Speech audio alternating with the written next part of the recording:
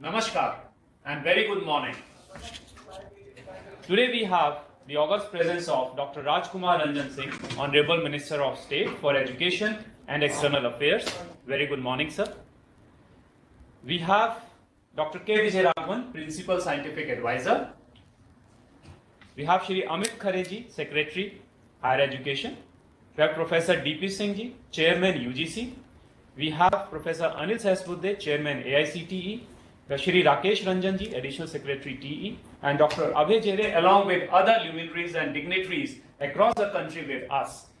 I would now like to invite Shri Rakesh Ranjan ji, Additional Secretary TE, to the welcome address, sir. Honorable Minister of State for Education and External Affairs, Dr. R.K. Ranjan Singh ji, respected Secretary Shri Amit Khare, Principal Scientific Advisor to the Government of India, Sir Dr. K. VijayRaghavan ji, Chairman UGC, Professor D.P. Singh ji, Chairman AICTE, Professor Anil Sahasbuddhe ji, and dignitaries who have joined this inaugural session, a very warm welcome to all of you. It's a pleasure for me, sir, to welcome you today. Despite the Parliament session and your busy schedule, you have been able to come for this webinar and this inaugural session. Sir, very, very welcome to you. No webinar on this topic of research, innovation and ranking would have been complete without the presence of Principal Scientific Advisor to the Government of India. Sir, Dr. VijayRaghavan, sir, a very warm welcome to you for this webinar. I also take pleasure in welcoming our Secretary Higher Education, Mr. Amit Khare, Professor D.P. Singh, Chairman UGC, and Professor Anil Sahasbuddhe, Chairman AICTE. Sir, we have a very distinguished panel, and this entire program is organized in the form of 3 panel discussions, and we have very distinguished panelists and moderator for each of the panel discussions. I would like to give a brief intro of the program and the structure, the way we are going to conduct it. The first panel is on the topic of ensuring excellence and relevance in research. And we have very distinguished panelists, Dr. K. Radhakrishnan, he is former Secretary of Space and Chairman of the Standing Committee of IIT Council. Sir, very, very warm welcome to you for this inaugural session and for the consequent panel discussion. Other panelists on this topic of research are Professor Govindan Rangarajan, Director IIC Bangalore. Sir, you will be happy to know that IIC Bangalore scored a perfect 100 this time on the research parameter of the KIWES ranking. Professor Bhaskar Ramamurthy, Director IIT Madras, he is the third panelist. And the discussion, the entire discussion will be conducted by Professor Rajat Muna. He is presently Director of IIT Bhilai, has also been a former DG of CDAC, and is a professor from IIT Kanpur. So a very strong background in research.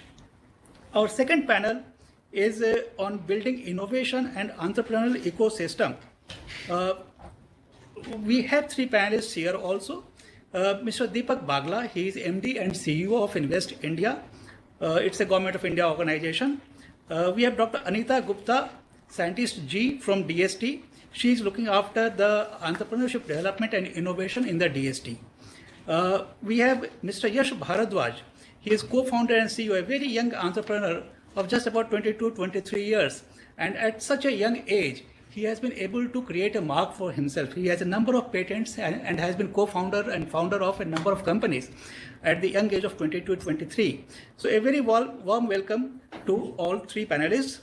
And Dr. Abhay Jere, he is here with us. He is the Chief Innovation Officer of the Innovation Cell of the Ministry of Education. Very warm welcome, Abhay. Thank you. The third panel is on the strategy for HEIs for excelling in global rankings. On the panel are Professor V. Ram Gopal Rao, Director IIT Delhi. Second panelist is Mr. Ashwin Fernandez, Regional Director of KIWES. The third panelist is Professor C. Rajkumar. He is VC of the OP Jindal University. And the discussion will be conducted by Professor K.K. Agrawal. He is the Chairman of the National Board of Accreditation. NBA, as of now, is implementing our national ranking framework. So Chairman NBA, he is conducting this panel discussion. The very warm welcome to all the panelists and the moderator, Professor Agrawal. With this, sir, I end my vote of thanks, and we will start the program. Thank you so much, sir. Now I would like to invite Professor D.P. Singh, Chairman UGC, to address the August gathering, sir. Namaste. Honorable Minister of State for Education and External Affairs, Dr. Rajkumar Ranjan Singh ji, Honorable Secretary Higher Education, Shri Amit Khare ji, Honorable Principal Scientific Advisor, Dr. K. VijayRaghavan ji, Honorable Chairman AICT, Professor Anil Sasbudde ji, respected Dr. K. Radhakrishnan ji, Shri Rakesh Ranjan ji, Dr. Abhi Jare, distinguished panelists and moderators, all the Vice Chancellors, Directors, Principals, friends from academia, researchers and students. I am honored to be here in this webinar on research, innovation and ranking as part of completion of 1 year of transformative reforms under National Education Policy 2020. Research and education have a symbiotic relationship. India had rich legacy in research from ancient times. Indian traditional research and knowledge system have played a vital role since time immemorial. Our research contribution to education, science and technology, medical sciences and social sciences is widely acknowledged. As per our research contribution, we have been consistently growing in terms of our scientific contribution. India's scientific publications average annual growth in the last decade has been 10.7% against the global average of 3.83%. Indian Institute of Science, Bangalore, has topped in the citation per faculty index in the recently released QS World University Ranking 2022. Moreover, in the citation per faculty index, there are 5 Indian higher education institutions in top 100 and 16 higher education institutions, including 6 universities, are in top 500. So, in the recent years, the overall performance in terms of research output has been encouraging. However, to take us to our rightful place in the global context, we need to make concerted efforts and increase investments for promotion of quality and relevant research in India.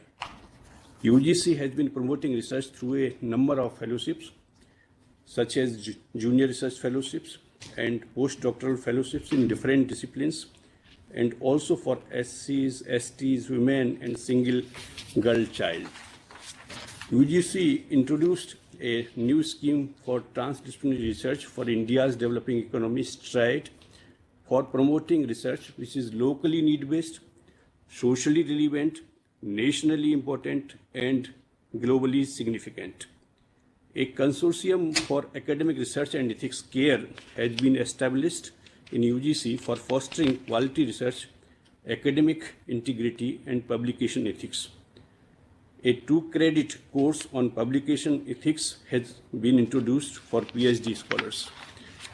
In respect of ranking, 35 Indian institutions have figured in QS World Ranking 2022. Ministry of Education and UGC seek to drive our institutions and universities on bettering the world ranking through Institutions of Eminence scheme. These institutions are expected to focus on multidisciplinary, high-quality research and internationalization. They have academic, administrative, and financial autonomy. Friends, ranking is also associated with excellence in teaching, research, and innovation. We must therefore focus on attaining academic excellence. Our former president and renowned scientist Bharat Ratna Dr. APJ Abdul Kalam once said, and I quote, "Excellence in thinking and action is the foundation for any mission. Excellence is not by accident. It is a process where an individual or organization or nation continuously strives to better oneself." With this, I reiterate the need to strive towards excellence with focus on research and innovation, which is cutting-edge, collaborative, relevant, and aligned to our national priorities. I hope the vision enshrined in the National Education Policy 2020 and its focus on research, innovation, and ranking will contribute to the humanity and fulfill our quest of a self-reliant India, Atmanirbhar Bharat. Thank you all and Jai Hind. Thank you so much, Professor D.P. Singh ji. Now I would like to invite our Secretary Sir, Shri Amit Khare ji, for opening remarks, sir. Namaskar, Honorable Minister Dr. Rajkumar Ranjan Singh ji, Honorable MOS of Education and also Ministry of External Affairs, Principal Scientific Advisor Professor K. VijayRaghavan ji, Chairman UGC Professor D.P. Singh ji, Chairman AICTE Professor Anil Sahasbuddhe ji, Directors of Indian Institutes of Technology, Vice Chancellors, Director of IIC Bengaluru, distinguished panelists, Professor Radhakrishnan, Chairman of the Standing Committee of the IITs. I am really happy to be with you today morning as a part of the webinar which is being conducted on the occasion of the completion of 1 year of the National Education Policy. As we are well aware, this new education policy was announced almost 34 years after the previous policy, which was in existence since 1986. The earlier policy, known as NPE, National Policy on Education, 1986, which was slightly amended in the year 1992 with a plan of action. But it had been there for almost 34 years. And moreover, the challenges of the 21st century were not being reflected in the policy, and therefore under the guidance of the Prime Minister and with active contribution, in fact, most of the panelists who are present today had actively participated in the formulation of the policy. I recall many discussions which Professor VijayRaghavan had with during the meetings of the Honorable Prime Minister. Similarly, the directors of various institutions, they had contributed from time to time in the formulation of the policy. And the result was a policy which is forward-looking, futuristic, and prepares our students with a global outlook while being rooted in the Indian values and culture. I think a very important element of the national education policy has been the renewed focus on research and innovation. I would like to recall here that the Indian institutions in the last year or so have improved their rankings, particularly Indian Institute of Science, Bengaluru, which scored a perfect 100 in various research parameters.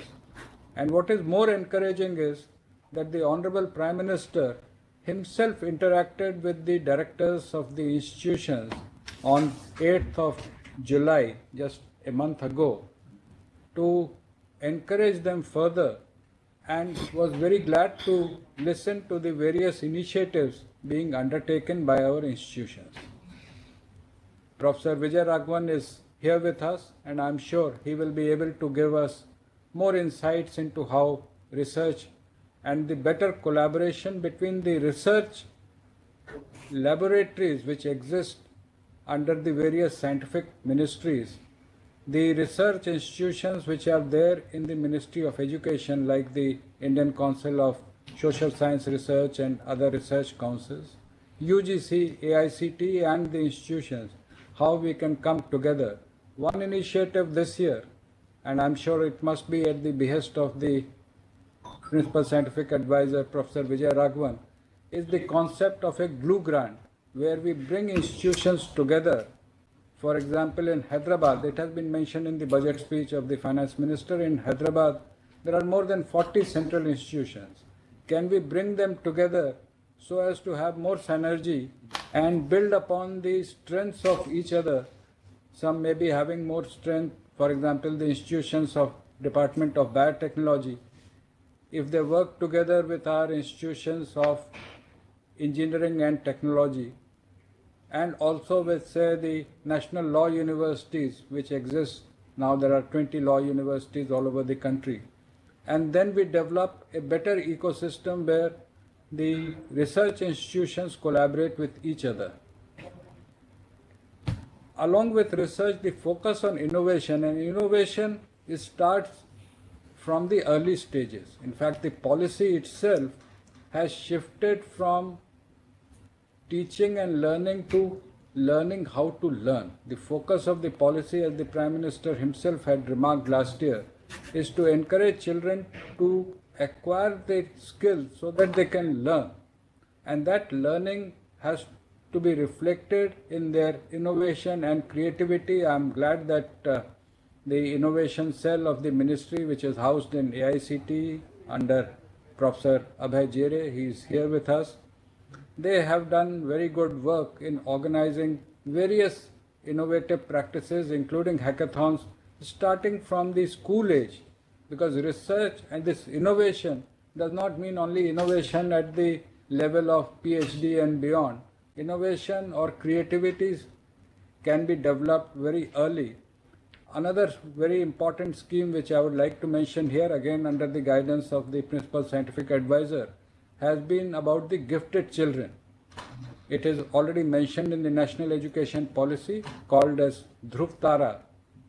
The brightest children, not in terms of academics, but in terms of creativity, are to be chosen and developed so that ultimately they become thought leaders and they contribute more to the society through their creativity and innovation. So both research and innovation, and importantly the ecosystem, is to be developed under the guidance of the Prime Minister, who has been, in fact, last month, sir, as the Honorable MOS would recall, the Prime Minister gave time twice in a single month. On 8th July, he interacted with the directors of our institutions, and again on 29th July, he addressed all of us on the occasion of completion of 1 year of the National Education Policy.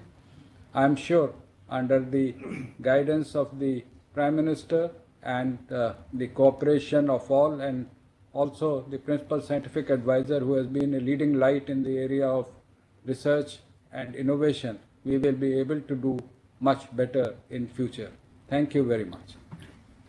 Thank you so much, Secretary Sir. Now is the time for the keynote address. I would like to invite Dr. K. VijayRaghavan, Principal Scientific Advisor, for his address. Sir.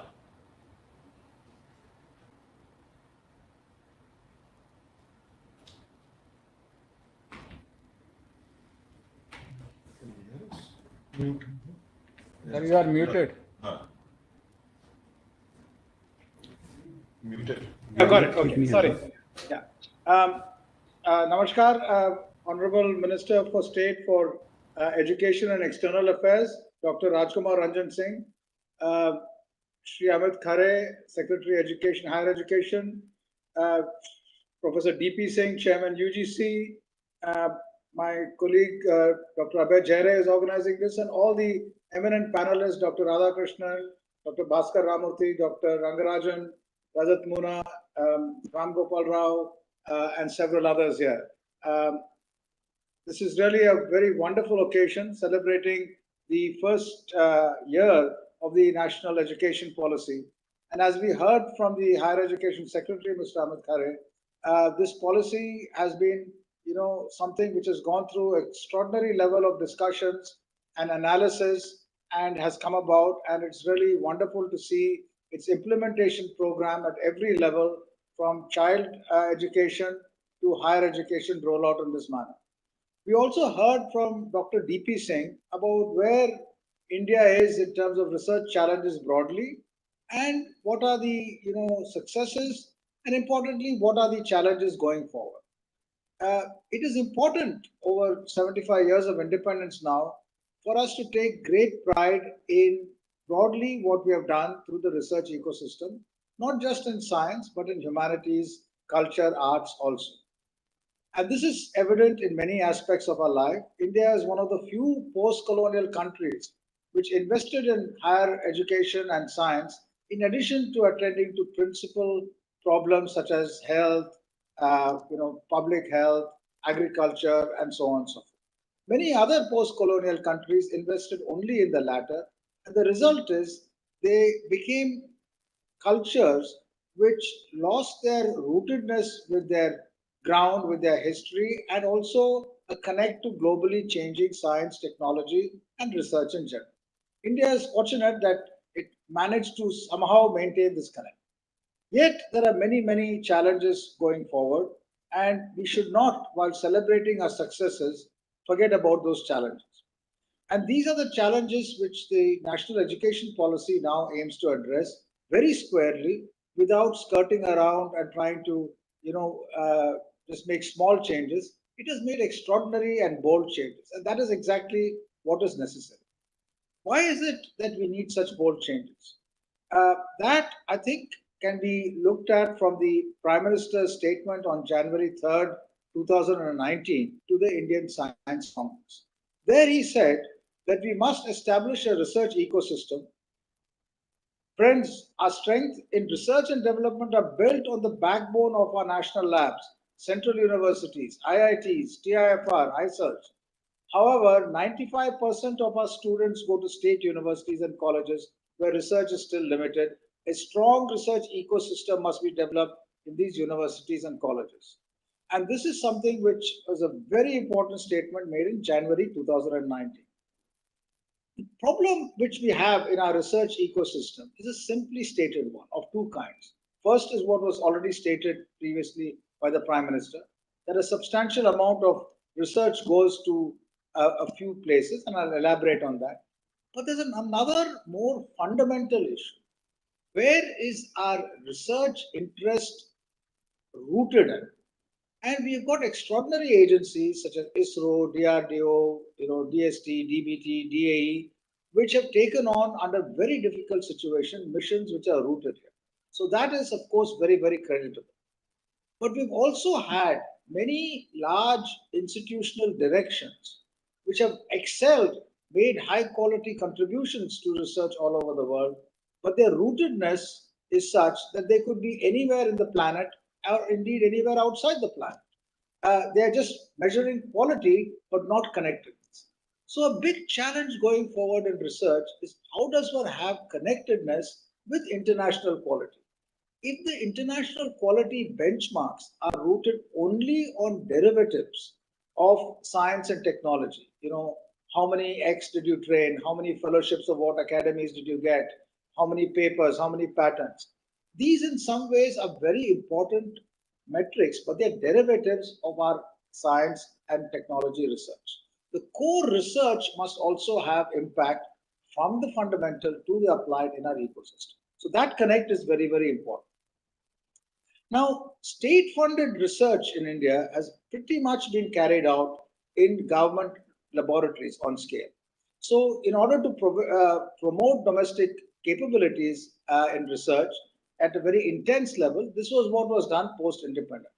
Today, only our elite research, our elite institutions get substantial research funding. And by elite, I include the list which the Prime Minister mentioned in his speech. So 298 is the rough calculation, close to 300 academic institutions out of about 40,000 higher education institutions get the bulk of research funding. Now you can argue that the rest are not capable of absorbing even if you have resources. And so the challenge is not only expanding the footprint of science, but also to make sure that they're capable of getting funding to do quality work. And that's a challenge. And as I said, most of the students go to state institutions. Now, if you look at global indicators, and this is again very standard, countries like Sweden, Australia, Canada, USA have several thousand researchers per million, and we have something like a couple of hundred researchers per million. So there also, we have to expand, and the expansion must connect India and Bharat. Right now, if you look at metrics only for the so-called elite, and funding going to the elite, and the elite population as a denominator, India comes out quite well. But if you add all of India as a denominator, there are big, big challenges. So our challenge is to expand the footprint of quality science across the country and see how one can, have global best practices in the funding stream and in the research stream going forward. So the problem what is the problem which we need to solve? And I'll end over here and just tell you a little bit of the potential solutions. We have many Indian universities now increasingly coming higher and higher up in the ranking. Now that is good, but that again should be a consequence of the baseline and the strong structures developing, and not by trying to chase the rating metrics alone. And many institutions are doing that. Kudos to them. But the requirement in our research system is what people have called patient capital, capital which takes a long time to yield. And that kind of patient capital can come only from government. Yet government funding for research in India is substantial, given we are a poor country, and industry funding is modest. So we need to figure out a structure where industry which has capital can mitigate risk, and the partnership between industry, our research laboratories, together with government capital to spread research in our ecosystem is one way out. So this is the idea behind a structure which was proposed in the National Education Policy. This is the National Research Foundation, and it will be similar to many such foundations which have been set up all over the world and have transformed those countries. 50 years ago, the National Science Foundation transformed America. Today, high quality research can be done in a very small American university, not just in the top few. Similarly, UK has integrated its research agencies into the UK Research and Innovation. Singapore, Korea, Switzerland, many countries have had structures now where integrated synergistic funding, collaborating with other funding agencies to make sure you drive in an outcome dependent manner is done. These foundations also do one more very important. They measure the outcomes in our system. Today, if we ask our ecosystem about what is happening, say, in research in a particular area, whether it's drone or underwater marine research or malaria, then we end up aggregating the sums of what all has been done by multiple agencies. The National Research Foundation will also summarize all these inputs and outcomes and impact so that we know how to measure our successes by what impact it has on the field, not just by how much money we have put in a particular area. This then allows synergy between various funding organizations to come together and meet with success. So this is a very important area which will happen. So in this kind of an approach, our science funding and our humanities and social sciences funding must be synergized with many approaches, but with the National Research Foundation being in some ways a integrator as well as a core funder of this kind of research. So we should address science-based solutions for chronic problems, including conservation of groundwater, crop diversification, reduction of subsidies, for example, practical solutions to societal development, financial, techno-economic challenges of the nation, and so on. Now, all these seem very applied, but at the core of this in today's world, which you've seen at the introduction to the National Education Policy, lies the application of basic fundamental science of all kinds, from chips to sensors to data handling to research in humanities, economics, and so on. So such an integrative approach is absolutely vital. I'd like to end by saying that for this to work, we must light what I'd like to call the dark fibers of talent in our already existing institutional structures. Each of our institutions, if you go to them, if you go to the Central Potato Research Institute in Himachal, you go to the Building Research Institute, or you go to IIT Madras, you will find extraordinary talented people who have practiced their technology, their science, and their art and know the field.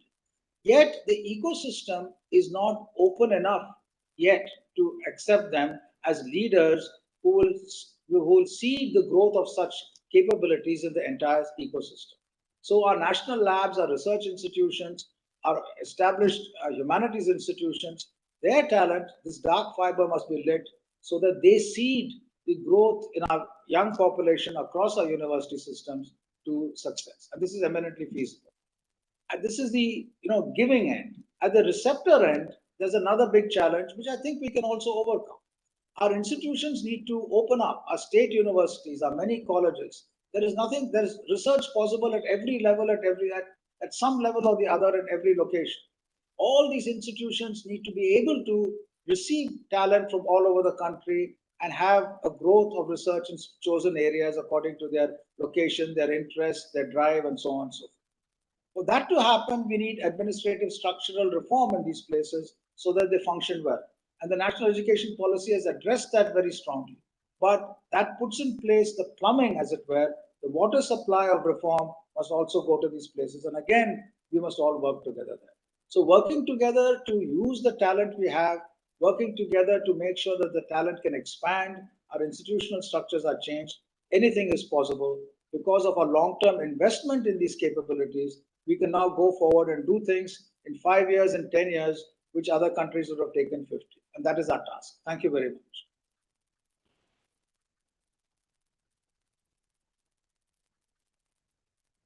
Scientific advisor. I would now like to invite Chief Guest of the Day, Dr. Rajkumar Ranjan Singh, our Honorable Minister, for the inaugural address. Dr. VijayRaghavan, Principal Scientific Advisor, Government of India. Shri Amit Khare ji, Secretary, Higher Education. And Professor D.P. Singh, Chairman, UGC. Professor Anil ji, AICTE. And Abhay Zare, Chief Innovation Officer. And Rakesh Ranjan ji, and others, the Vice Chancellors, Directors of all the institutions whomsoever join in this joint venture. And perhaps more than thousands of participants are joining in this webinar. So good morning to all of you. I wish to congratulate our entire team of Ministry of Education for initiating this national webinar series on the occasion of completing 1 year of National Education Policy 2020.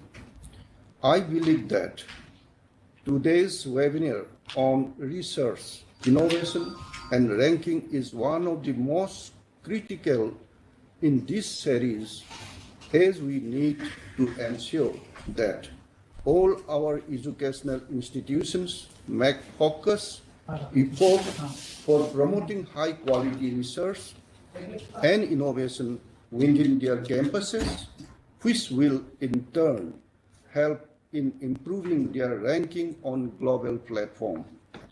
Since ages, Indian culture always promoted research, innovation, and culture of curiosity within our society, and undoubtedly we have made significant contributions in the field of education, philosophy, medicine, and yoga over the years.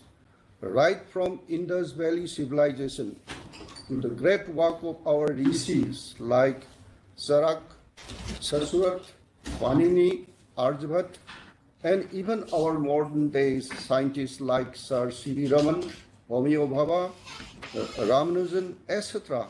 Our culture highlight our deep-rooted commitment of science, research, and innovation. Now, our new India, under the able leadership of Honorable Prime Minister Shri Narendra Modi, is determined to further strengthen this commitment of science and innovation, and we are committed to further broaden our horizon considering our Vasudhaiva Kutumbakam philosophy. Moreover, considering the 75th anniversary celebration of India's independence, I appeal to all researchers, academicians, and innovators to aggressively work on projects which can benefit entire humanity. We need to generate great ideas and have global relevance. We need to reclaim our identity as knowledge-based society. In recent years, India has seen an exponential increase in the number of scientific publications and is currently in the third position globally, as the update figure has already mentioned by the Chairman University Grants Commission. India has recorded the fastest average annual growth rate of publication between 2008 and 2018 with 10.73%. We are also at the third position in the number of Ph.D in science and engineering. If I can use Olympic jargon, then I can say that we are currently bronze medalists in number of scientific publications and number of Ph.D produced annually, but we cannot be satisfied with this performance. We want goal, and when I say we want goal, I mean in all aspects, not just in number, but more importantly in quality. Currently, citations for majority of our publications are abysmally low, and this needs to be improved upon heavily. We need to focus on ideas having relevance without compromising our own excellence. Hence, I am very happy to know that in today's webinar, we are going to discuss relevance and excellence together. Moreover, we need to ensure that PhD work of scholar just does not lie on shelf, but is logically taken further. Every attempt needs to be made to convert those work into innovative solution, product or platform which can further uplift our standard of living in a very sustainable fashion. I take this opportunity to appeal to all researchers and academicians to involve as innovator. Do your startup create wealth for yourself, your institute, and in turn for our country, as we are aspiring to become $5 trillion economy by 2025. We need to evolve as a knowledge-based economy. Bharat needs to evolve as global innovation hub. Our higher education institutions need to evolve as center of excellence in innovations and entrepreneurship. It is imperative that India become a growth engine for the world and provide a new model of inclusive development by contributing large number of open source technologies to the developing and developed world. To become Atmanirbhar, as I said earlier, quality of innovation is of utmost importance. We cannot settle for inferior technologies. We need to strive for excellence and nothing less than excellence. COVID pandemic has given a good opportunity to Indian entrepreneurs to lead the world through frugal innovations. The rapid development of various solutions in our fight against COVID is the great example of our Atmanirbhar Bharat philosophy. The development of vaccines for corona made Bharat self-reliant. So now it is high time that we should change our mindset to look at other countries for solution and develop problem solving mentally within our people. We need to get rid of these followers mentally. Since last 7 years, Ministry of Education has made systematic efforts to promote high-quality research and innovation within our higher education institutions. 3 years back, we established Ministry's Innovation Cell to systematically handhold our educational institutions on aspects related to promoting innovation and entrepreneurship. Our Innovation Cell works on its 4 pillars of excellence, that is, policy intervention and facilitating national and international platform for Indian and global students. Through our Innovation Cell, we have established Innovation Council in thousands of educational institutions and have trained large number of faculty as innovation ambassadors. Apart from NIRF ranking, which gauges academic and research impact of our higher education institutions, we have also started ARIIA ranking to rank our educational institution on innovation and entrepreneurial achievement.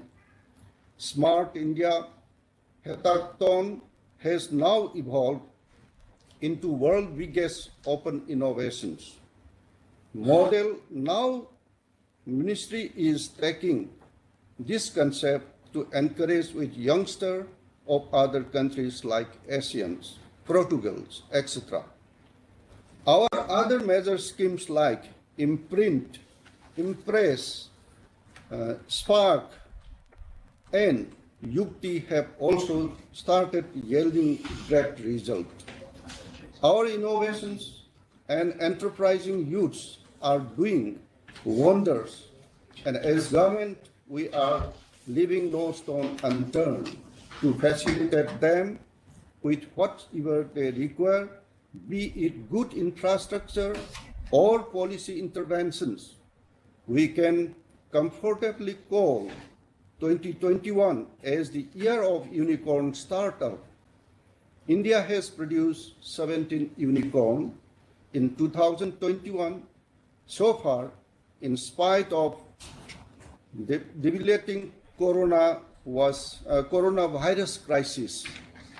So, if we focus on excellence in research, innovation, and entrepreneurship, then it is imperative that our ranking as a nation on various ranking mechanisms will improve considerably. In 2015, India's rank on Global Innovation Index was 81.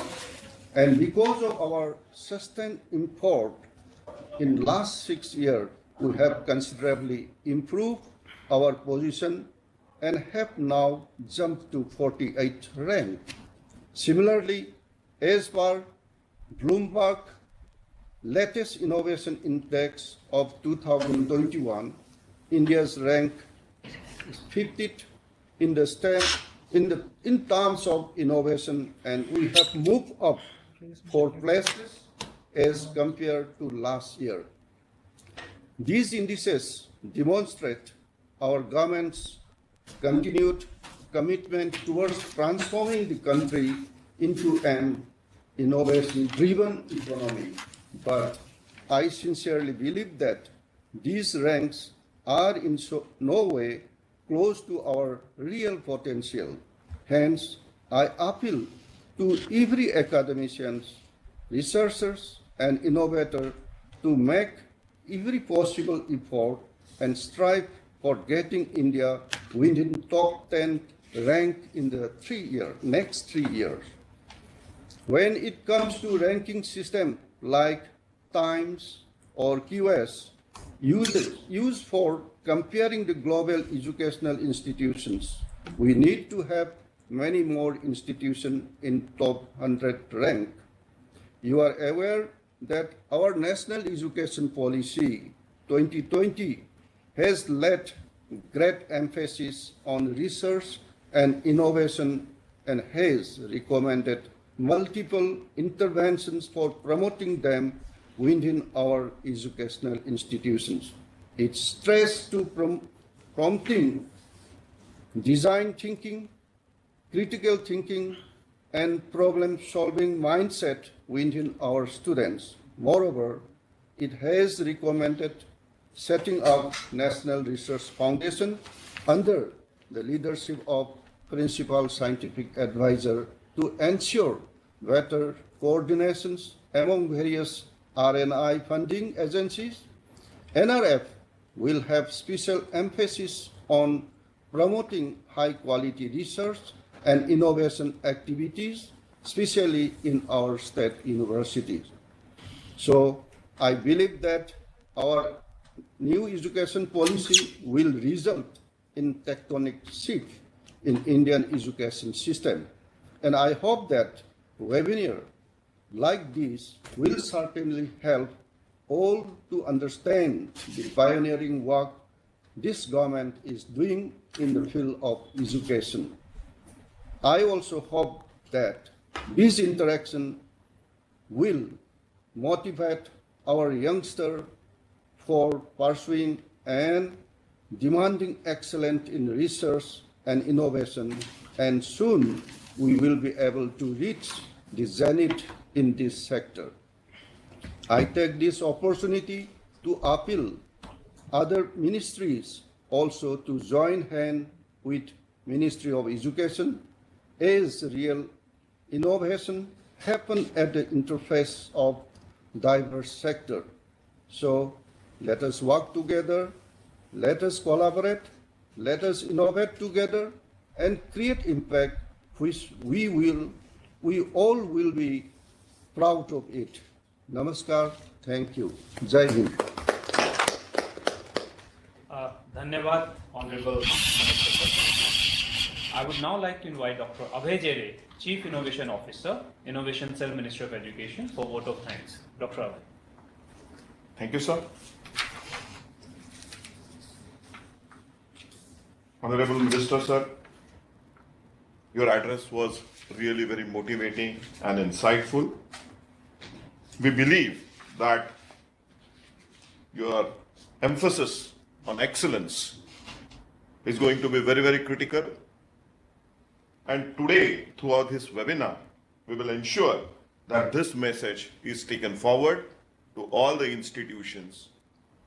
And we will ensure that under the leadership of guidance of Amit Khare sir, that we have good policies, good programs in converting your vision into reality.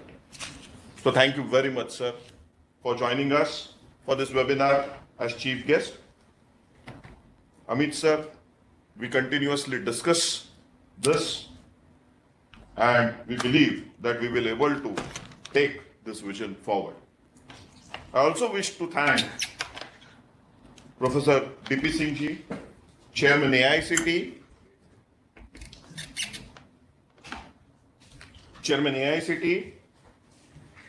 for giving his opening remarks. Professor VijayRaghavan, sir, Principal Scientific Advisor to Prime Minister, has given us the direction, and when he spoke about NRF and the efforts being done by government to take forward, sir, under your leadership and guidance, we will ensure that we will take some of these projects forward and we will be continuously interacting with you, and we have been interacting with you, and some of the programs which Innovation Cell is doing has been conceived based on our interaction, sir. So thank you very much, sir, for joining this webinar and sharing with us our thought. I also wish to thank Professor Anil Sahasrabuddha, sir, Chairman AICT, because for the entire innovation cell support is coming from AICT, sir, and the guidance which you give us on day-to-day basis for taking projects forward is of immense value. Finally, I wish to thank my colleague Rakesh Ranjan sir for helping us in every possible way and organizing this webinar. And we will together ensure that the message which we wish to convey on new education policy is taken forward, and the webinar actually helps ignite the spirit of research, innovation, excellence within our youngsters. So thank you very much, Mohit, for conducting this session. And finally, the most importantly, we need to thank all the prestigious dignitaries who have joined us remotely, and all the viewers, vice chancellors, directors, deans. Currently, I see we have more than 10,000 people actually live. So together we have to join hand, and we will ensure that India will achieve excellence in research, innovation, and which will help us promote ourselves on global ranking. Thank you very much, sir. Thank you, Dr. Jere. So we would now be concluding this inaugural session and we'll be moving for panel discussion. And before that, I would like to say we'll have a pause for 2 minutes and then we would begin with panel discussions. So just allow me a pause for 2 minutes and we will gather again. Thank you so much.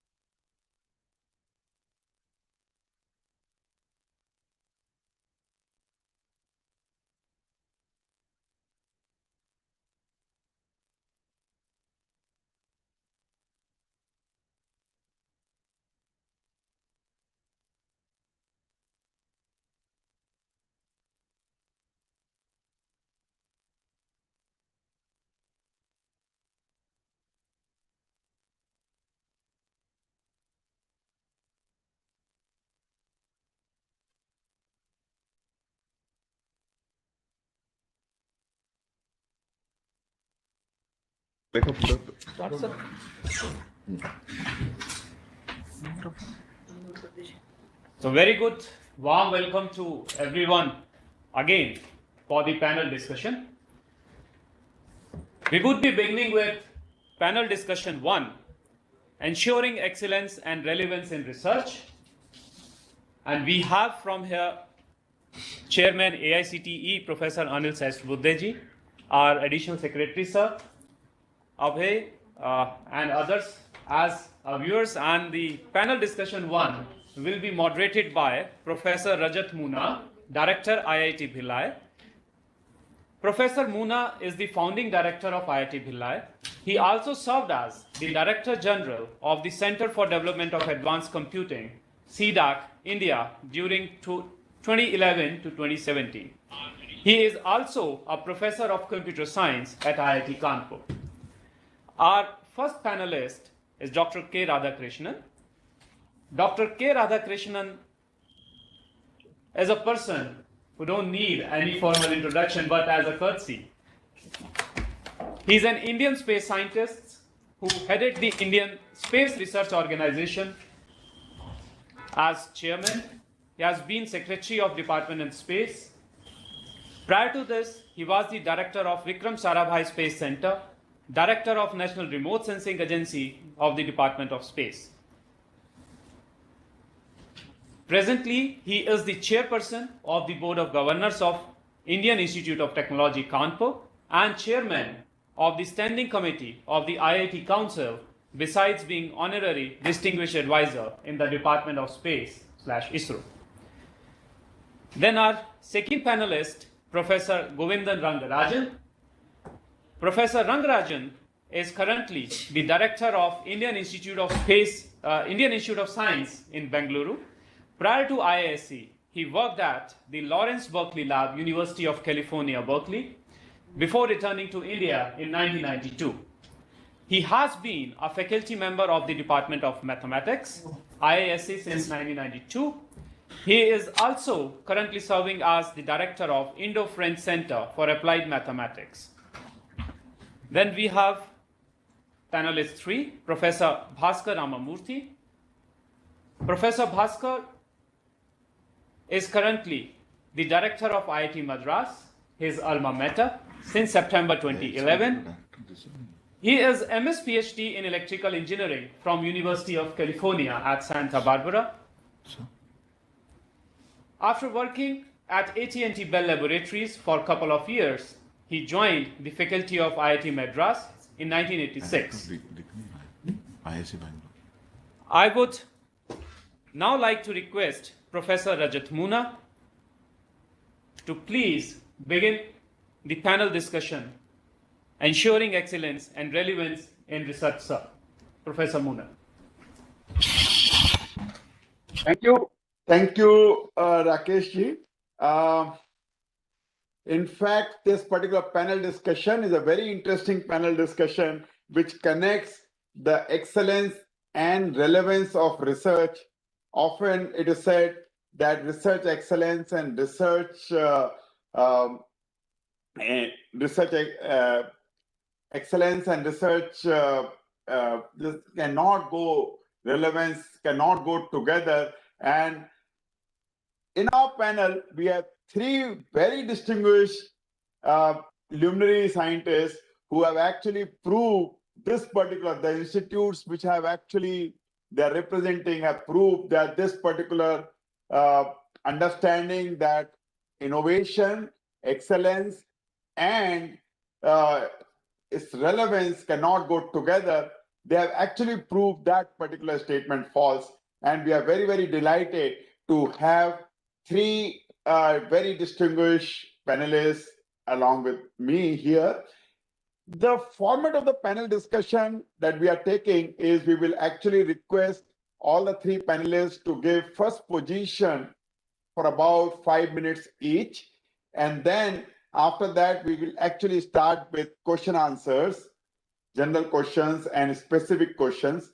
And that's the way we will actually go ahead. So without taking much time, may I invite Dr. Radhakrishnan to take this opportunity and give his first positional statement. Thank you. I think Professor Radhakrishnan has to be unmuted. Yeah.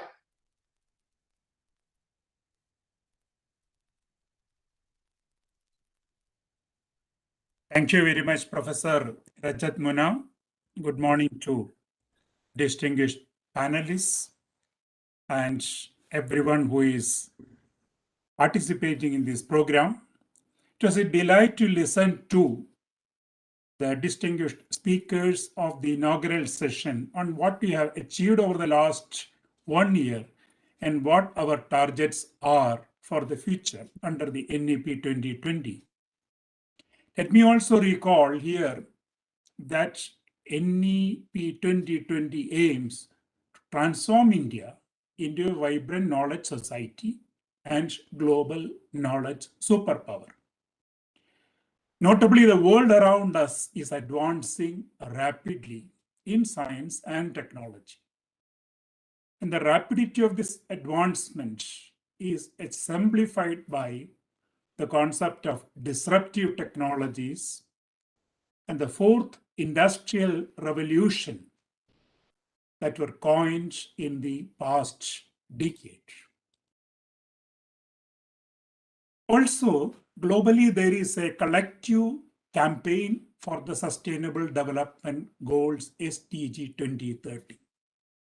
There is a growing global concern on climate change and the impending natural hazards.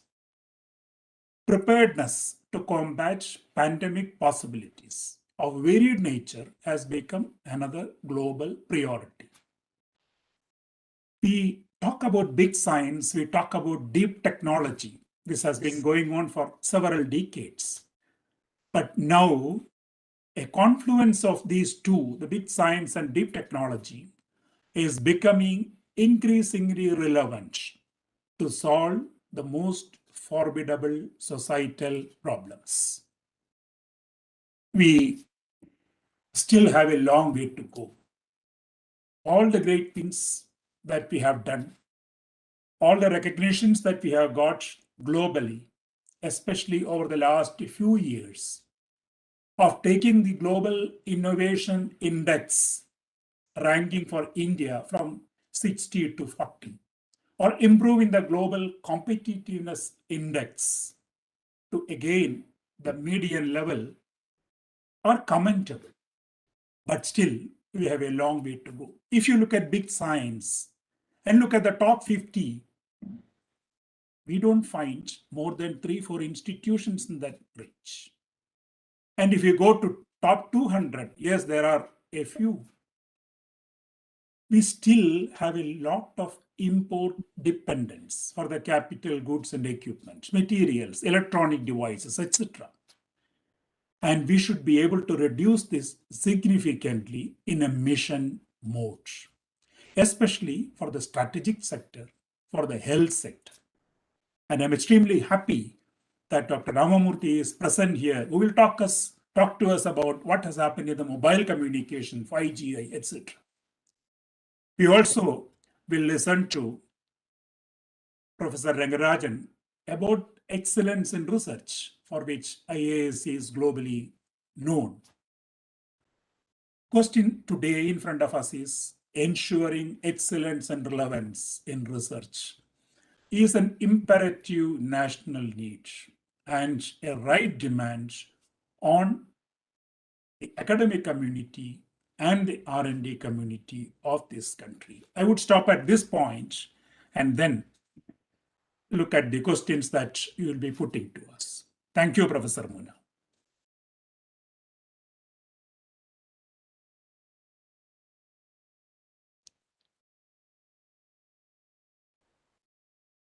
You are muted, Professor Muna.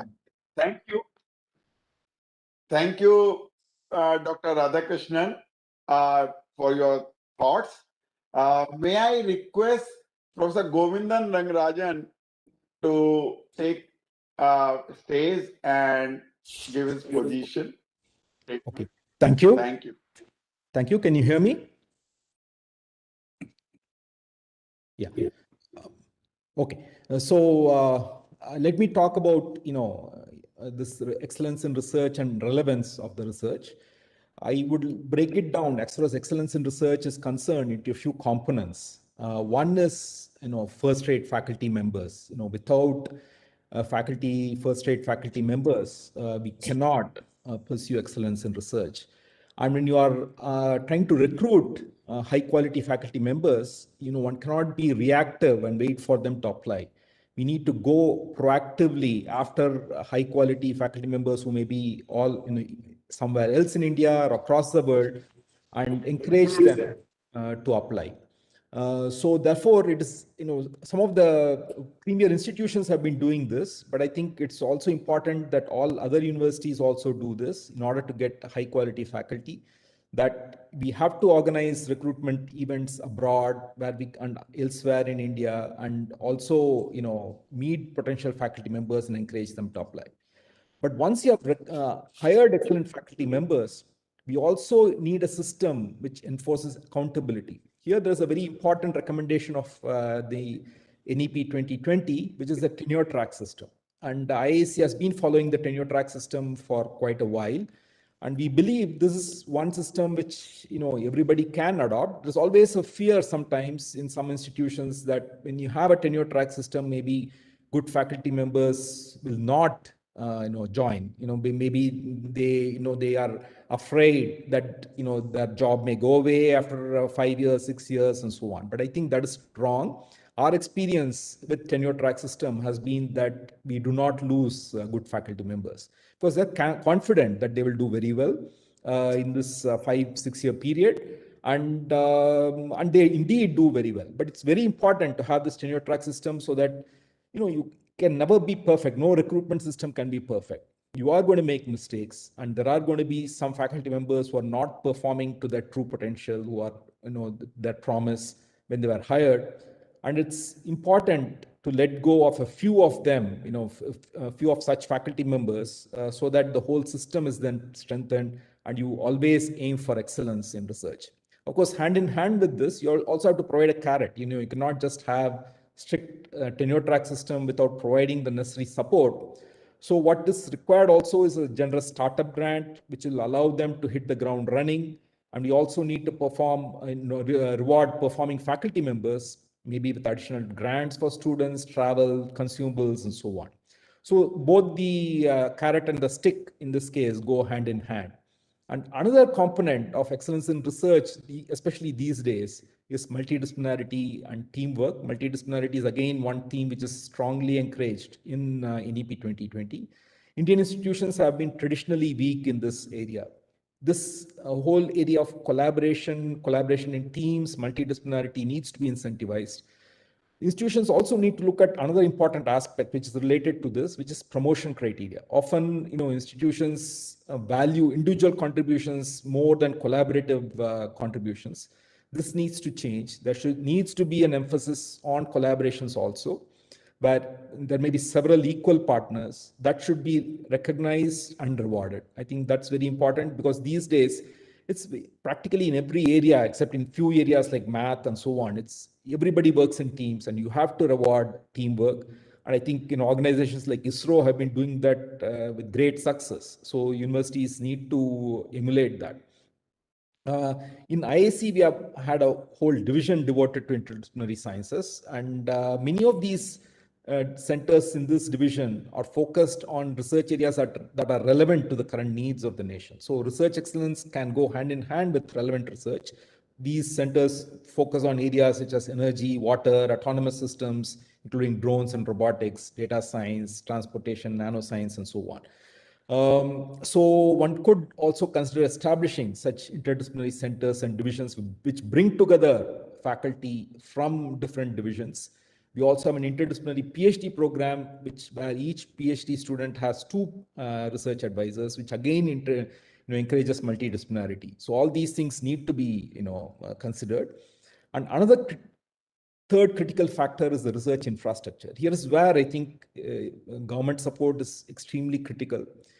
Universities and institutions need to have high-end equipment with competent technical staff to man them, and equally importantly, recurring grants for consumables and salaries for technical staff. Last 2 are often a challenge. Many people tell me that it's much easier in the Indian system to get capital grants for equipment, but it's very difficult to maintain them in working condition once you have acquired these equipment. So I think government needs to consciously fund such consumables and recurring grants to maintain such high-end equipment. And one can also think of setting up national sophisticated instrumentation facilities where you have multiple versions of the same equipment, and the whole model could be structured such that students and faculty from universities across the country can come to these centers, spend 3-4 months there. So they should have accommodation and everything for them, and they do their experiments and are able to then publish high quality research. This will also ensure collaboration between multiple institutions. I think this is something which needs to be done. And as PSA pointed out, there are maybe some institutions where there may not be the necessary infrastructure to establish such facilities. In such cases, I think it's important. Maybe it can be located in some of the premier institutions, such facilities, national facilities, but it's very important that they have a national governance structure which ensures that most of the access to such facilities goes to other universities and not to the host institution. So with such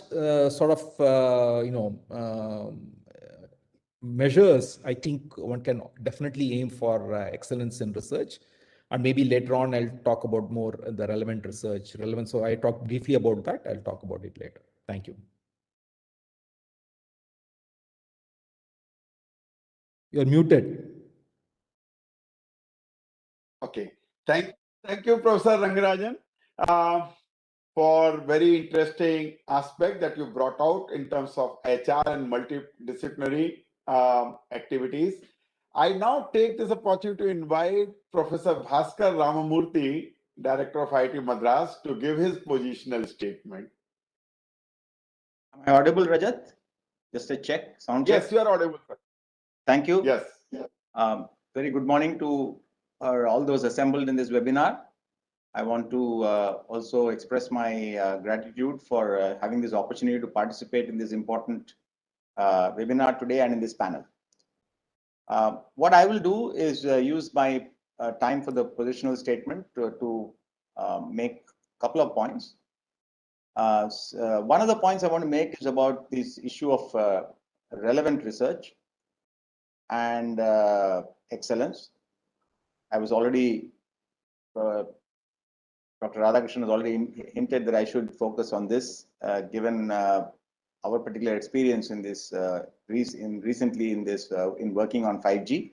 But in any case, I think it's an important point, and I will talk about it. I'll also make one or two other points, but related particularly to the NEP and particularly to what the PSA, Professor VijayRaghavan talked about regarding broad basing of research. Let me first talk about the issue of relevance and excellence. Using this, the recent example, this is not the only example, but this is a recent one on what has happened recently in the case of 5G research. Very briefly, it turns out that in terms of our requirement in India for cellular wireless mobile coverage, we have always had, this is nothing to do with 5G, from the time of 2G, we've had a requirement that our rural areas have a very different use case. You may be surprised to know that the only use case that was defined by ITU for rural coverage, the only case they would test against for performance for any new standard that has been proposed is the high speed highway or the train user. That means 120 kilometers per hour traveling on a highway or a train. How would the mobile wireless system serve such a user? This was the use case that was tested, the only rural use case that was tested ever in 2G, 3G, and 4G. For the first time in the case of 5G, I think India took the lead, and in 2016 at ITU, we proposed that there is another very important use case. And we've always known this, but the lack of our ability to do relevant and excellent research up to that time at a scale at which you would be noticed. It's not that it was not thought about and talked about by some of us, but we were not operating at scale. We went and conveyed to ITU that we have a different use case. We have 900 million people living in 650,000 habitations.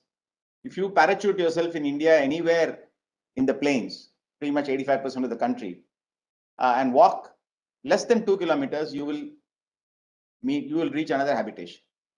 This is absolutely true. This is not a statistical statement.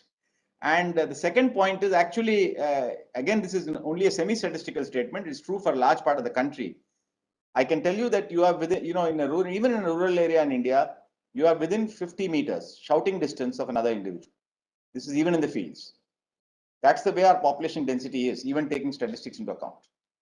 Very different use case. There is no comparable rural use case anywhere else in the world. Maybe in Africa there is, but they have even less of a voice than us. In the West, they don't have. They have large tracts of land with very few people occupying, you know, small habitations here and there. So we said that this is not covered at all by these technologies. This use case, what is the performance you want to provide for these people, is not covered at all. And we came up with some requirements. Of course, globally, there was some give and take and it was diluted a little bit. And finally, when the standard was evolved, the standard was not addressing this sufficiently well enough. And we had to propose an enhanced version of the 5G standard called 5GI, which ITU has accepted as one of the 2 global 5G standards, which actually meets much better our rural requirements. And we had to do this in a very careful way, given that India cannot have the luxury of, doesn't have the ecosystem to go ahead and make its own equipment at scale, deploy it at scale and so on. We could not do this using ideas that were completely orthogonal to what the rest of the world is doing. We had to do it in a very interoperable and compatible way so that the economies of scale, global ecosystem, etc., are not lost to us. And so it's the kind of research that is very different. It's very constrained by what you can do, what you can't do, and yet you need new ideas. It is not basic research in the sense of, you know, when you're working on science, certain types of science, which you're not worried about immediate applications, you're not even thinking about applications. It is not that kind. That is universal. That's pretty much similar everywhere in the world. But this is research which is of a different kind. And there are many such examples you can come up with. I think we have not even looked at transportation in our country the right way, our urban transportation. Our urban transportation situation is very different from that in the rest of the world for various reasons. Some which are fixable, some which are not fixable. And we are not defining the problems well enough. And there are actually very, very chunky problems that can be worked on in all these things, water, healthcare. There is a problem here, and I want to address this, that part of the issue of excellence is also credibility and acceptance by your peers, by the world at large. And here, if the kind of problems that you are working on, the kind of problems you're defining are not comprehensible to certain influential sections in the world, then it's difficult to get the peer recognition, to peer acceptance of what you're doing. And that is something we have faced in the wireless case. It's been a big challenge for us to even convey to the rest of the world why this is important. And the same thing is true, I would say, for our urban transportation problem, for our water issues and so on. And this also keeps a lot of very bright people away from tackling these problems because they don't want, they want to be seen as doing something. And if you want to interact, I mean, after all, ideas don't come in a vacuum. And you have to want to publish, you want to be read, you want to be seen. And if your problem, if the editor says, we don't see why this is important, then how do you publish? So, and then the other problem we have from our country is because we struggle to work on these things, we don't do our own grading of the work, of the level of the importance of the work. You know, we mix every work is important. Even the mildly innovative work is important. Even the highly applied work, which is very local, which is very specialized to a particular application, is important. But we don't grade these separately. We don't segregate these, and we mix all this together. And sometimes people feel that, oh, these are not really important, challenging problems. Okay, so we need to really address this. In a short period, I can't go into in great detail, but there are a number of things where the research, except for the very basic sciences, I would say, where the research a lot of the research can be very challenging, can be very important, and can be relevant, but may not be globally relevant, or the global relevance may be there, but may not be obvious. We claim actually that some of the work we have done for this 5GI standard, which is now called, is going to be actually very important for the rest of the world, but they take time for them to realize it. So even for non-rural application. So how do we stay the course? How do we maintain our presence? We need credible journals. We need to get together. The best in India must get together and lend voice and say that this is important and maintain that even in the face of some initial incredulity. So these are all some of the things that I want to, there are many, many important things here. we probably need to gather separately to discuss this. The last thing I want to mention before I stop this part of my intervention is that in the context of broad-basing research, we had one retreat in Lal Bahadur Shastri Academy in 2019, in which many people were invited, and there is a report from that retreat, but on this issue, which dealt with, among other things, this issue. But I think one of the things we can do is really get volunteers. I would think this should be largely voluntary, though we can support the effort a little bit. From our elite institutions, from our elite research scientists and technologists, to volunteer to spend 2 weeks to 4 weeks at various institutions. You know, we have a list of them now through the NIRF, but even outside that list, spend some time to go there, interact with the students, interact with the faculty, figure out what research, expose them to research, connect them. It may not be in your own domain, but you are knowledgeable enough to connect them to other people in the, maybe there's a particular focus of strength there because there is a role model faculty there who's really, lighting the fire in everybody's belly. So you want to connect them to somebody in some institution in India where that is very strong. Today, everybody is comfortable with the online medium. You can use your connections, connect them. You yourself can interact with them. It's something like a scientist in residence kind of scheme. And everything has to be measured. Even if it's volunteer, the output of this person, we have to measure it. Over a 2-year period, has that institution been able to enthuse some people to go into research? Has that institution been able to get into research itself? I think, again, I leave it at this. It's a very broad brush suggestion, but I think we can do a lot in this direction if we work the details of this scheme, these kind of schemes, these kind of ideas out. And I would stop at this, but I think we can do a tremendous amount in broad-basing research and in doing more relevant, but very high quality and very challenging research, and actually showing its relevance not just to ourselves, but the rest of the world. Thank you. Thank you, Professor Ramurthy. You have actually brought out some very interesting concept here of relevance of research vis-a-vis excellence, because excellence is often measured with reference to parameters set by journal publishers and all that, and which often are not relevant for local research. And relevance of research is primarily the local aspects. And while the relevance of research may be very, very high challenging thing today, and it may not be seen by the global world in that way immediately, maybe in time they recognize the relevance. Very, very interesting aspect for broad basing the research. I also take this opportunity to actually say we had a lot of excitement about NEP 2020s. In last 1 year, there have been a lot of talks which have been going around. People have been seeing NEP 2020, and there is a palpable excitement that one can see in various engineering institutions and various organizations and all that. And in my belief, NEP 2020 is a great enabler for multidisciplinary research, as well as it provides flexibility in academic programs. The Indian prestigious institutes like IITs, IIC Bangalore, or academic institutes of that nature had always had some of these ingredients in their academic programs. And they actually were the champion of such a philosophy. While NEP 2020 is likely to provide a great impetus to research to various other institutes, it is equally likely to benefit the IITs and IISc in a major way. It has already been 1 year, since policy was unveiled. We actually hear a lot of people talking about it. But in letter and spirit, there are two differences. So my question is, how do you think that IITs and IISc can help other institutes in adopting NEP 2020 in letter as well as in spirit? I would request Professor Ramurthy to first take this.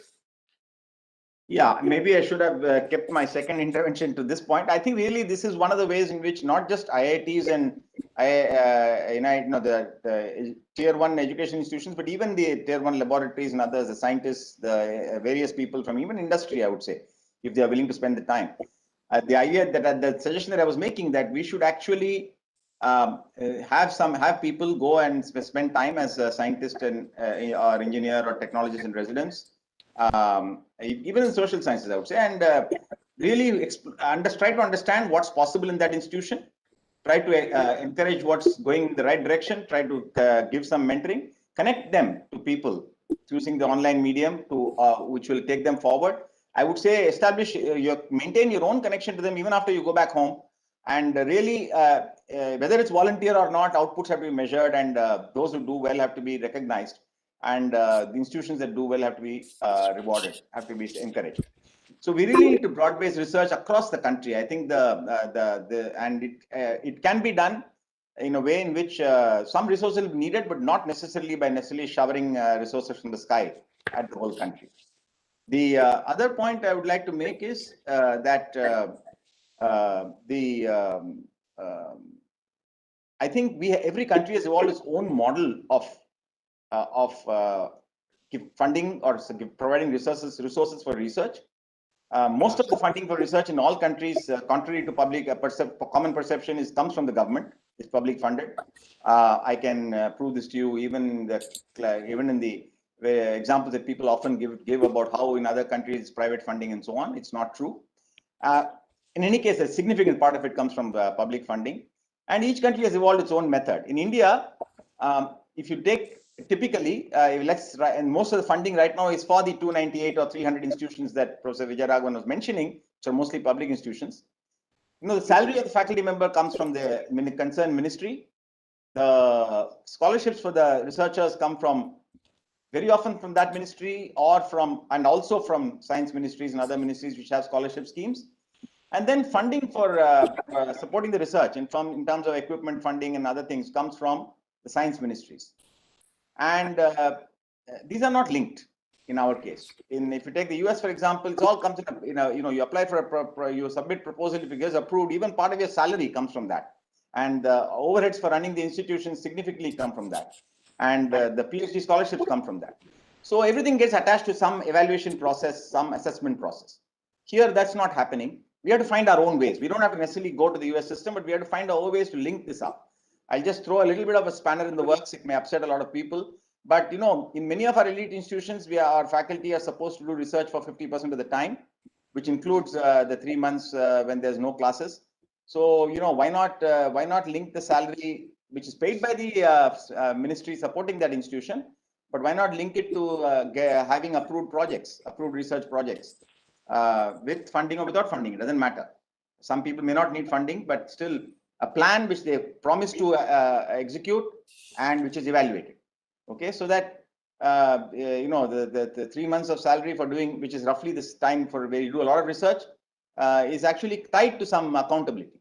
Okay, so I'm just throwing some ideas, but I think this is not the place to sit and brainstorm ideas, but just to show you that we can do a lot within our system. We don't have to necessarily throw out the system and copy something lock, stock, and barrel from somewhere else, which may not work for us. Thank you very much.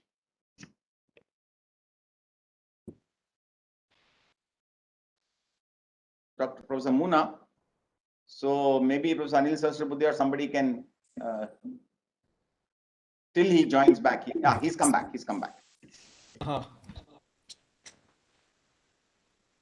You're muted. Yeah, I was on mute. Professor Rangarajan? Yeah. Well, maybe you can also take this. Yeah. So one way I know one can help in all institutions in implementing NEP in letter and spirit is by example. By implementing it in your own institution and setting an example and show that it works, and then demonstrate to other institutions. As far as getting them to do, one of the main points of NEP 2020 is the research excellence through the NRF and other things. So one way which the government can ensure that the research is indeed broad-based is to ensure that a significant fraction of the projects that they fund need to be consortium-based projects, where you have to have elite institutions partnering with other maybe not so elite institutions in putting forth these projects. This is often the case in other countries like the US. When you set up national centers of excellence and so on by NSF and Department of Energy, they require you to come together as a team and execute the project. I think more and more we need to insist on that and ensure that there is participation by not just universities but also colleges. This will ensure that the research excellence spreads to a large fraction of the educational institutions and research institutions. And one should also explore. I mean, we are, for example, thinking of moving into medical research. I think all institutions should also get into such areas like medical research and so on, which will make our research much more relevant, where you can apply science, engineering, and so on into medical research. So I think these are some of the things, and mission mode projects are always gaining more traction. These also ensure that many institutions can contribute to them. But I think the best way to ensure implementation of NEP is, do it and show it by example that it can be done successfully while maintaining quality. Yeah. Thank you. Thank you, Professor Rangarajan. Dr. Radhakrishnan, you have guided one of the best Indian research showcasing in ISRO, and this is one organization and one program for which all of us as Indians are extremely proud of. It is a program which actually has adopted all the indigenously developed technologies. All the technologies were actually homegrown, and it is actually a very, very interesting program which has actually shown the excellence all over the world.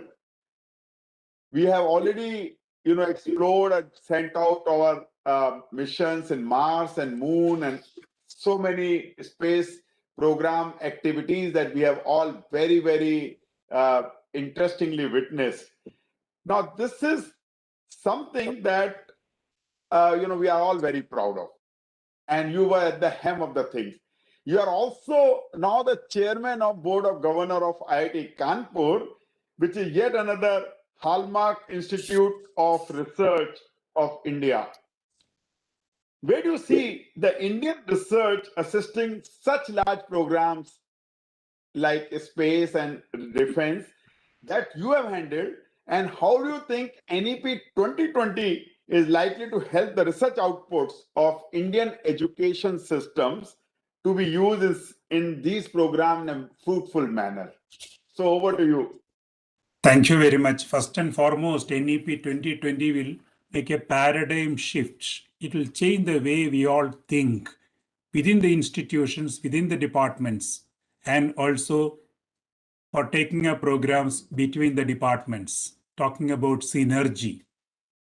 And if you look at specifically what happened during the last 1 year, thanks to the pandemic situation, we saw several groups coming up with end-to-end products and processes.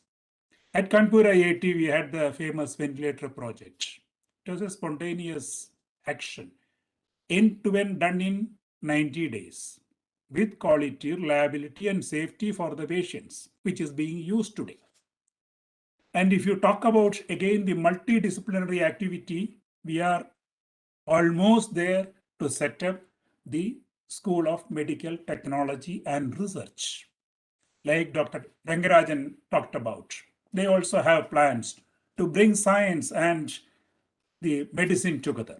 Here we are talking about medical technology, equipment, etc., etc. So the thinking process changes. This is first and foremost. We also took look at national problems of very high level, like cyber security center. This is one such example where we look at mega problems. Let me come to the ISRO. See, all IITs and IIC put together, we have a strength of 7,500 faculty members. And these are some of the best in the world, and certainly the best in this country. And if you look at ISRO, we have an S&T staff of almost 7,800. They do projects, they do operations, they do research and development, they do design, etc., etc. So there is a comparable mass of brilliance available in both the places. What makes ISRO different? Essentially, it is the focus. There is a vision that these are the directions in which we are going to go. Everyone knows about it. And we align always with the national priorities. We want to be significant in the national scene. And we have an obsession to go for self-reliance. This is part and parcel of our thinking process.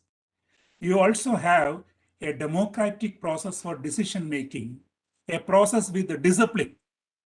Then there is a resilience to failures. If you are doing major things, whether it is small project or major project, failures will occur. How do we come out of it? How do we learn from that? And there is a cost consciousness and public accountability. These all together with a culture of working has made the difference. And I'm sure the institutes could really get into it. Now, when we talk about what contribution that IIT or IISc can make to the space system, for example, cross-fertilization of academia and ISRO professionals are essential. It's a continuing requirement. Recently, the initiative of IIT Council and the Ministry of Education saw this new scheme for mobility of faculty members to industry R&D organization and vice versa. This is a platform available to us and we should really make use of it. And for space research or aerospace, there are several areas of interest. There has to be a process of brainstorming on what are the problems that we need to look at. We don't have an aircraft beyond LCA. If we have to make a 5th generation aircraft in this country, what are those technologies required? And it is the IIT, IISc which can help us to develop this. Same thing happens in the space research also. But I would stop with the following statement. IITs, IISc, the student and faculty require small problems for their research work. But these could be subsets of a larger national problem that we should be looking at. So look at the large picture, decompose them, and make it into small problems. And with synergy of the institutions, within the institutions and the departments, let us work together. The silos should be broken. And that is the most important thing. And if we can do that, we can do wonders. 7,500 is not a small number of the best brains in the world. And that's the contribution that we can make. Number two, you asked how they can help others. Capacity building, that is the job of these premier institutions to take up major projects. Thank you very much. Thank you. Thank you very much for such an insightful answer to my question. And you have actually brought up some very interesting aspect. 7,500, about 7,800 faculty members and about this many research staff at ISRO, science and technology staff, almost comparable. And yet there is very little collaboration between these two. I mean, one would have probably thought that there can be much more collaboration. I was talking to a professor at MIT, and he actually said that in India, there are two parallel science streams that go hand in hand together, and science and technology streams. And there is a very little, interspersed research that happens between these two. In your opinion, in what can be the method so that more interspersed research or more collaborative research between these two organizations, these two streams can actually happen? See, if you look at the past, from the 1970s, the major IITs, IISc, and ISRO started collaboration, the sponsored research program. It went to the next level of IIT cells, which was a sigma of several small projects. But what we require is to look at the cutting edge technology. And if India has to take a position in space as comparable to the first 4 or 5, what we require is technology leadership. What we require is the self-reliance in materials, components, etc., etc., etc. Export dependence has to come down. And this can come only from the premier institution. So we have to come hand in hand to look at larger problems. And if you look at the Jet Propulsion Laboratory and Caltech, see their symbiotic relationship. If you look at US, the universities drive several programs. They are major partners in the frontier areas of space technology. We should take that role.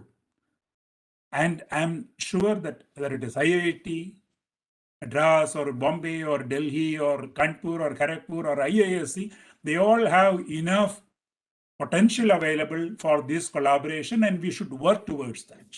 This is an agenda for the future. Large Wonderful. projects, not for small things. Wonderful. Thank you, sir. Maybe Professor Bhaskar Ramamurthy, I mean, you are a doyen of research in telecommunication, so well known, and just now you talked about 5GI standard, which has been a standard, India-specific standard, and we brought out, as a standard along with ITU. So it is now adopted by ITU. But, I mean, I will now look at you as director of an IIT, IIT Madras specifically. IIT Madras itself has done a lot of very contemporary and relevant research. And telecommunication is one, but then there are many other areas where it has happened. As IIT Madrasian, as alumni of that institute, as director of this institute, as faculty of this institute, what is the recipe that you have which others can follow? Maybe you can throw some insight into what goes on in IIT Madras. Professor Bhaskar, may I request you, Professor Yeah. Bhaskar, may I request you to be brief, and then let us conclude this session. We are already running 15-20 minutes late. I'll actually, this is a very deep question, so I will not go into it in detail. I'll just say that there is no magic recipe. There are a few things. We had a head start in sort of doing applied work, collaborating with industry, because actually our Center for Industrial Consulting was set up even with the first head was actually a German professor, one of the German professors who set up the institute. And I helped set up the institute, and that Germany has been very good at this. So we had a sort of a head start in the culture. Secondly, Chennai is a good place for working with industry, so we were able to grow that. Internally, in terms of encouragement of the faculty, I think we have a reasonably good record of recognizing and rewarding faculty who do this kind of relevant work. We don't necessarily go only by the publication indices and PhD guidance and so on. We have a multi-dimensional way of assessing, and I'm not saying that we don't ask faculty how many papers they have published and how many students they have guided. They have to do that also, but not purely on a bean counting basis. I think we look at these other contributions. We actually encourage it, and the good news is the motivation for doing this kind of work is so high that faculty are always complaining that we don't recognize it enough. So we're always trying to see how better to evaluate, how better to assess. As I already mentioned earlier, one of our problems is that we don't have a good framework for actually assessing and excellence in these initiatives, both for rewarding as well as for recognizing, because recognition is the first step towards becoming a role model. We need to perfect that a little more. Thank you. Thank you. Maybe, in interest of time, maybe we can conclude this, and I can actually just summarize what actually transpired in this panel discussion. We actually talked about, Dr. Radhakrishnan talked about big science, deep technologies, and taking some large projects so that the real relevance and real collaborative aspects can come out between Indian researchers. Very, very interesting thing. And, one can take most fundamental societal problems we have been taking, but we still have a lot, miles to go. So there is a lot of work to do. And I think it's a very, very interesting aspect that you brought out. You also talked about, how one can actually be in top institutes of the world by doing relevant research within the country, taking some mega projects. some very insightful thinking that you gave, and how research organizations like ISRO and academic institutes can work together and bring the relevance of research, which is actually utilizable. Professor Rangarajan, I could not come back to you because of the paucity of time, but IIC Bangalore is my own alma mater. I know the kind of research that goes around in IIC Bangalore. And you actually talked about some very interesting aspects of, not compromising on the quality of researcher, taking the best quality researchers available, not only in India, but even outside, holding job fairs if need be, and such kind of things. Again, you talked about mega projects. And one very interesting aspect, you talked about creation of a mega level sophisticated instrumentation facility, maybe somewhere in the country, one or two maybe, where many researchers can go and many instruments maybe in replication may be there. Also, Professor Bhaskar Ramurthy, you actually talked about very interesting thing. You said how we can actually recognize the faculty, incentivize their research, and such kind of thing to be upfront and excellence of research, and the relevance will automatically come if you keep doing things around you. Maybe not now, maybe sometime later, the world will recognize, but then we have to look at this aspect of how quality publication can possibly be done. Maybe this is the time when our systems have matured. Maybe we should look at, is the peer review process of publishing a good method, or should it be a social, crowd-based evaluation of research? We have seen some very excellent research works in last few decades which were not published but made up quite a lot of very interesting impact all over the world, and a lot of people actually talked about it. We are all aware of this. So this particular panel discussion had been very, very useful. I take this opportunity to thank all my fellow panelists and also other members like Anil Saswade, who had been there, Rakesh Ranjan, who has been there in this entire panel discussion, VijayRaghavan, PSA, who gave very interesting insight and set the tone in the beginning, Shri Amit Khare ji, and all directors and vice chancellors and other distinguished delegates. I take this opportunity to thank everybody for you being there. Professor D.P. Agrawal, Professor D.P. Singh, Professor K.K. Agrawal, and everybody else who had been here. And thank you once again. And last but not the least, I would like to thank VijayRaghavan for such a beautiful coordination. Thank you very much. Over to AICTE for the second panel discussion. Thank you so much, Professor Moona. I would like to thank Dr. Radhakrishnan, Dr. Rangarajan, and Professor Ramamurthy. Thank you so much for this intriguing panel discussion 1.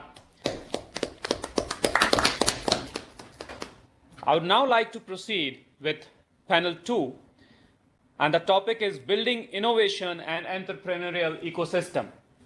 And this discussion would be moderated by none other than our own Dr. Abhay Jere.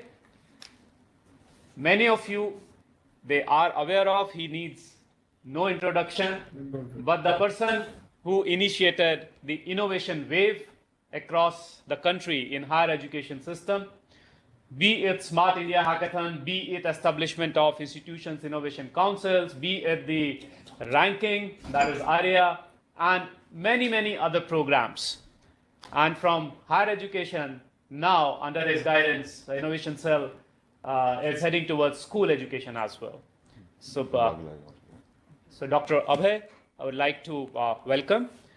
Also, another request I would like to, with the panelists for this, panel 2, once announce your name, and I would request to on your cameras so that we can see everyone. So panelist 1, we have Mr. Deepak Bagla, MD and CEO of Invest India, the National Investment Promotion and Facilitation Agency promoted by Government of India. Mr. Bagla is also a member of several high-level government committees, including FinTech, Innovation and Infrastructure. Mr. Bagla is on the advisory board of the government $7 billion Fund of Funds for MSMEs and the investment committee for the government $1.5 billion Fund of Funds for Startups. Then we have panelist 2, Dr. Anita Gupta. She's scientist G and advisor and head NSTDB. Dr. Gupta is heading innovation and entrepreneurship in the Department of Science and Technology. She has played a pioneering role in steering the horizontal and vertical growth of innovation, entrepreneurship, and startups in the country. She has been a lead catalyst in establishing technology business incubators at institutions of academic excellence, including IITs, IIMs, NITs, and leading private universities. She has also been instrumental in carving out an umbrella initiative, Nidhi, National Initiative for Developing and Harnessing Innovations under Prime Minister's National Initiative of Startup India. Welcome, Dr. Anita. Then we have the youngest member of today's discussion, Mr. Yashraj Bhardwaj. I could see him, and Yash, if you have on your camera, I'm not able to locate. Yash is there. Yash is there. I saw. Yash, meanwhile, I request you to on your camera, please. Yash is a 21-year-old researcher, innovator, inventor, and a very warm-hearted young fellow who keep on motivating youngsters around him. He is a co-founder director at Zenith Viper Solutions Private Limited, co-founder and partner at Ensure Equity Partners LLP, co-founder at Petonic Infotech, co-founder at Promothus Solutions Limited, advisor at Seed Capital, NEN, TED speaker, Karamveer Chakra 2016 awardee, Forbes 30 under 30 2018.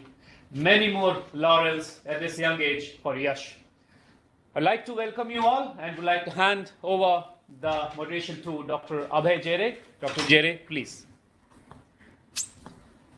Welcome all the panelists. Considering the paucity of time which we have, we will restrict our discussion to 40 minutes. But before getting into question and answers, I will request each of the panelists to make opening remarks. They should confine themselves to 4 minutes.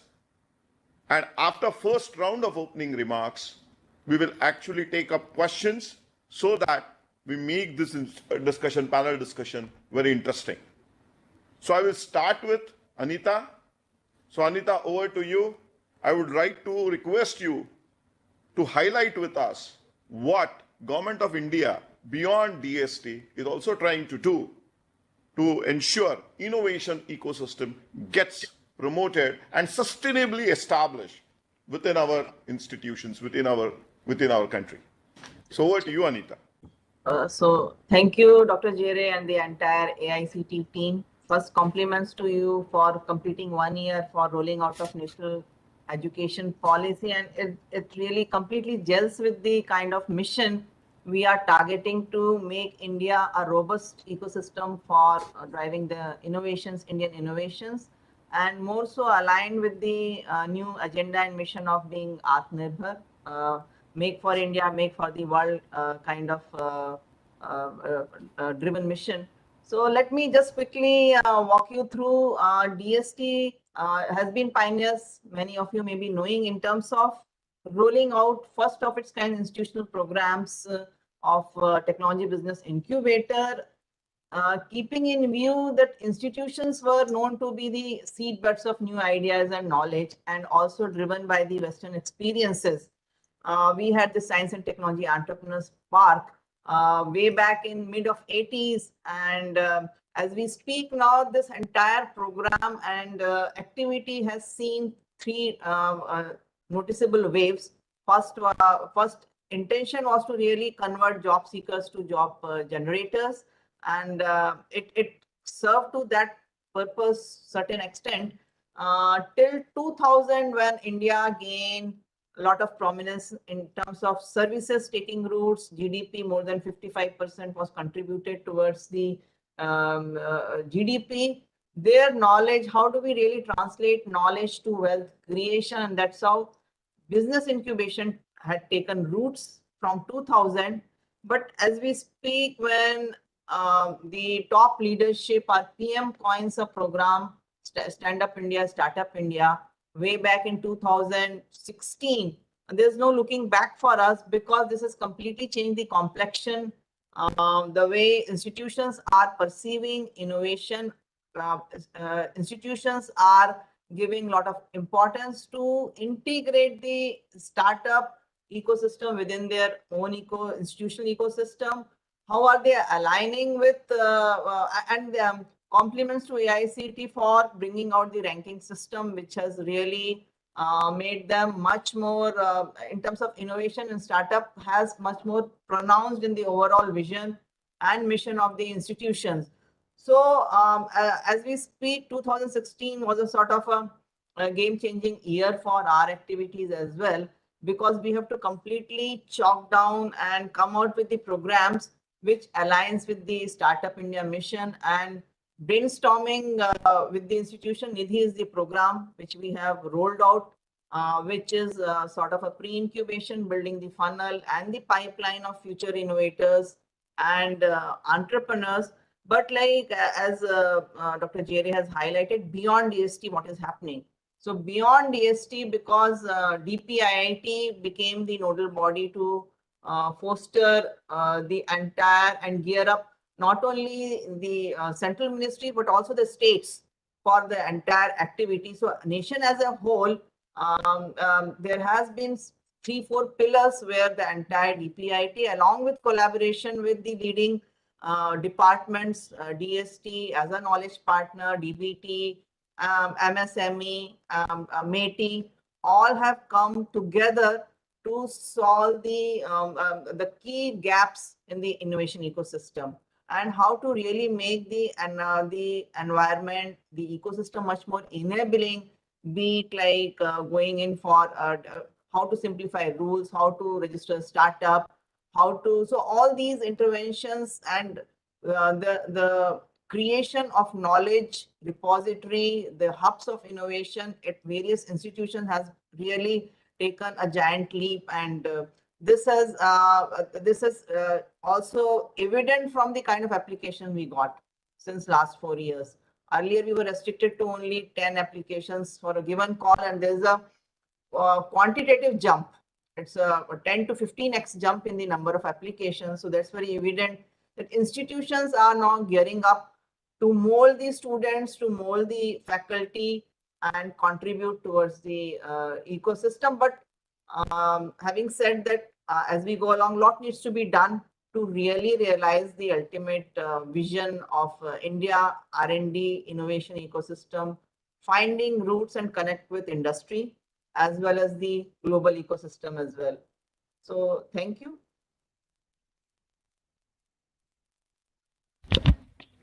Thank you, Anita. Now we will go to Yashraj, if Yashraj is there. And Yashraj, what I would like to request you here is to highlight how you actually took your innovations forward and what kind of ecosystem support which you got from your school, or what you think needs to be done by the institutions so that more and more innovators are there like you, which can actually motivate the entire generation. So Yashraj, you are there? Hello, here. Yashraj is there. Yeah, of course. Okay, I think we have some connectivity issues with Yashraj. So we will go to Deepak Banglaji. Deepak sir, you are pioneering investments in India in terms of startups. Invest India is aggressively looking at great ideas for investing and you have a huge network of investors. But if you really look at investor scenario, majority of the investments are still happening in e-commerce, logistics, and not deep tech. So in your opening address, if possible, I would like you to touch upon this aspect, that how, as education system, Ministry of Education, how we can push institutions to get into, students to get into deep tech startups. Can you see me? I don't know if my video. Yes, we can see you. You're audible, we can see you. Okay, lovely. Thank you. And it was truly a pleasure hearing Dr. Gupta. And I was really looking forward to hearing Yash, because frankly, those are the stories we all need to learn from. But let me just step back. And by the way, the earlier session was excellent. I just wish you had not had to close it early in shortage of time, because there were some very interesting ideas being shared there. Let me give you a quick introduction of Invest India. So Invest India, by the way, is also the execution arm for Startup India.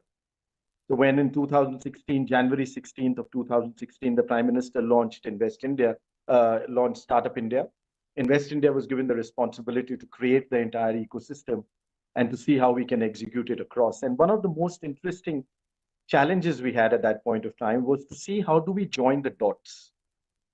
And essentially, I think that also resonates back with the earlier session which we had, is how we can break those silos. And it's good to see Yashraj back. So Yashraj, will be looking forward to hearing you. Yeah. But how could we join the innovators, the academia, the government, and the private sector?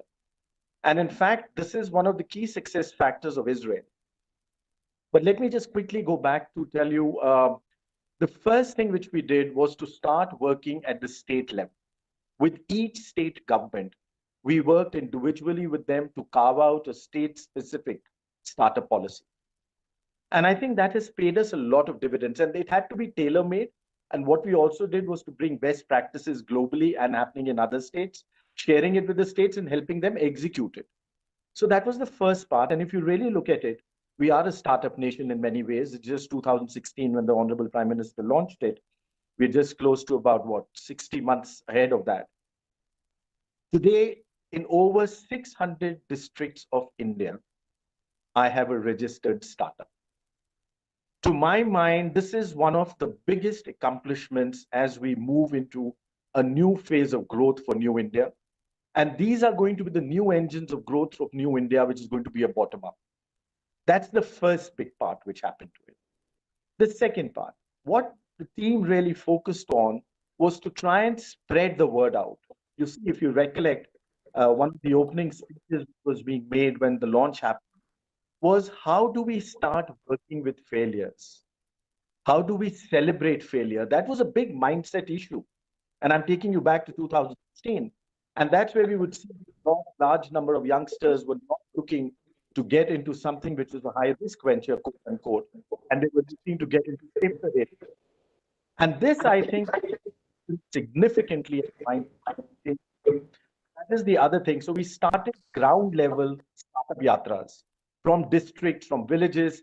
We had these buses in which the team would travel and they would go and stop in the smaller towns and cities and explain to them what and how do you register.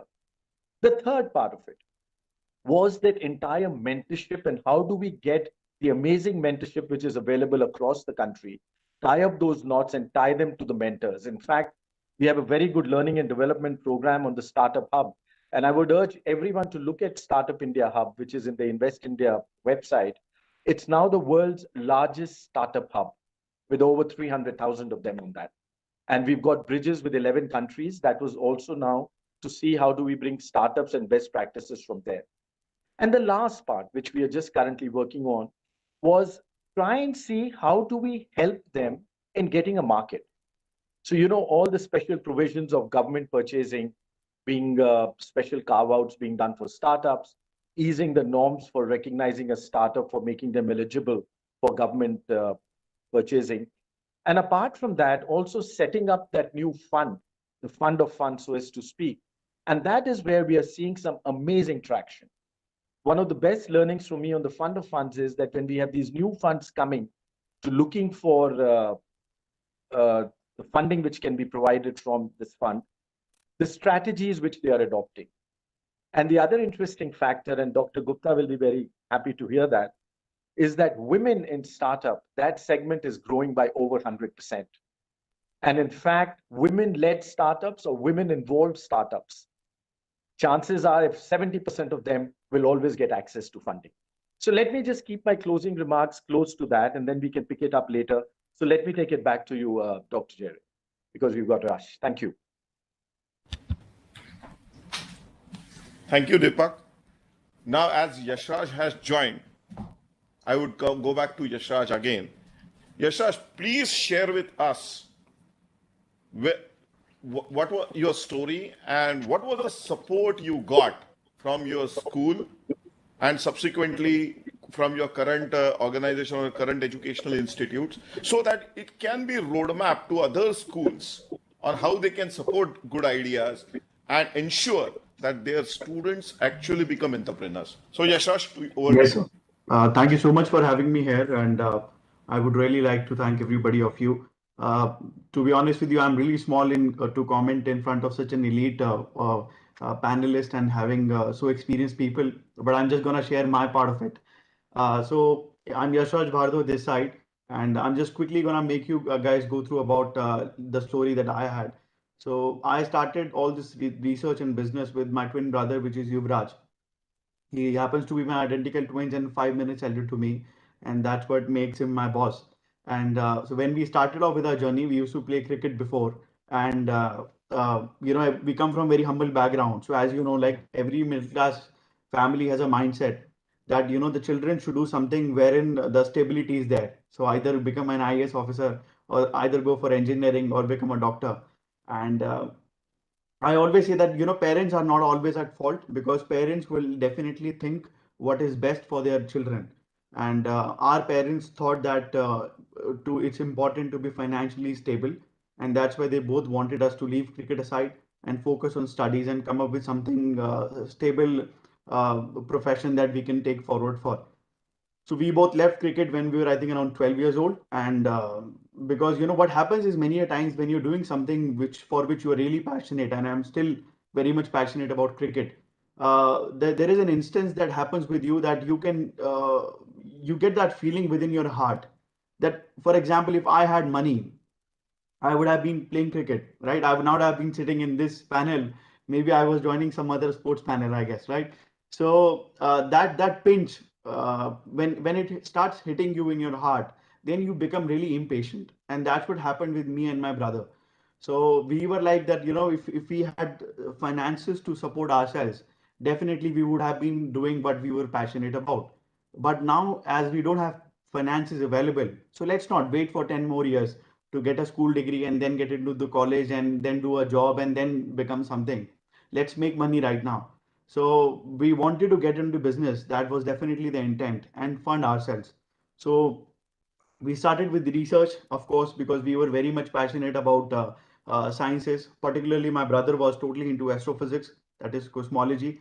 And it's very good to see Dr. Radhakrishnan. I was just listening to him because he has been one of the inspiration to us. So when we started this off, being in Delhi, there is a book market every Sunday morning that takes place at a place called Nai Sadak. That is where we used to go get lots of books. So we were reading, particle physics, quantum mechanics, and I think we were in around 5th standard that time. It was a great experience.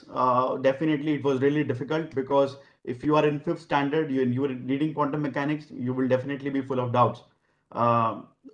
Initially, we had to face a lot of struggle in getting our doubts cleared, because unfortunately there was nothing like National Education Policy 2020 at that time. So when I'm talking about, and there was nothing as such innovation cells existing in such a great manner. So we were always hunting for professors, spamming them on their Skypes, on their emails, and just always asking to help and just to guide us that how can we clarify our doubts. So that's how our research journey basically took place. And we were approximately, I think, 15 or 16 years old when we developed our first patent, which was in the field of biochemistry, that we were using pearl millet to purify the water and extract heavy metals out of it. So that became one of the biggest projects for us, because using that project, we licensed that patent to a couple of companies, and a lot of funds, and we generated a good capital approximately to $1 million when we were 15 that time. Using those finances, we started a professional business wherein we started hiring researchers like us in a company that we formed on my dad's name, because in India, if you're not 18, you cannot form a company technically. And then we started hiring these people, and we started telling them that, whatever research that you are doing now, that will be done for my firm. And that was basically the way we pulled off the research. And I mean, the business that we are into is comprising of two factors importantly. One is we do research and development for different state, market, and societies. So we develop intellectual property for them and provide them with a cutting edge performance mapping to their competitors in the market. The second thing that we do is obviously consulting in research and financial consulting as well to optimize balance sheet and etc. So that has been pretty much our business journey. And I mean, why I wrapped up my journey in like just 2 minutes, because I really wanted to speak here and actually gain a lot of knowledge about the doubts and the critical factors that have been coming to my mind from a while now. I think one thing that I really faced, and this is, I'm telling you out of my small experience, and also I'm sharing with you a collective experience of the researchers that I meet on a daily basis, or the innovators on the ground I meet on a daily basis. One important factor is the trust, the lack of trust. What happens is that if we take, for example, 4 stakeholders in Indian market, which is academia, industry, and consumer, and the government, there is a lack of trust between 4 of the stakeholders. And the most neglected stakeholder in the ecosystem is consumer. So for example, if I'm in industry and I'm trying to invest a capital and generate jobs on the ground, I will definitely not conduct a survey or a routine checkup or a routine feedback mechanism with the consumer base, neither with the academia, and it's vice versa.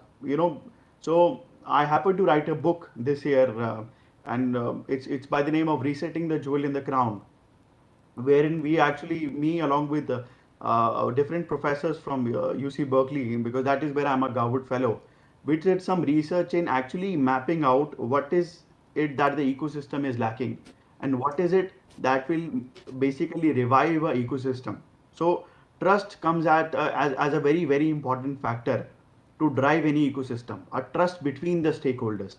So, this is one input. The second input, basically, which I want to share with you guys, is that I think while designing the policy, the amazing economists that we have, driving the policies for the country, they definitely keep budget and fiscal deficits in their mind.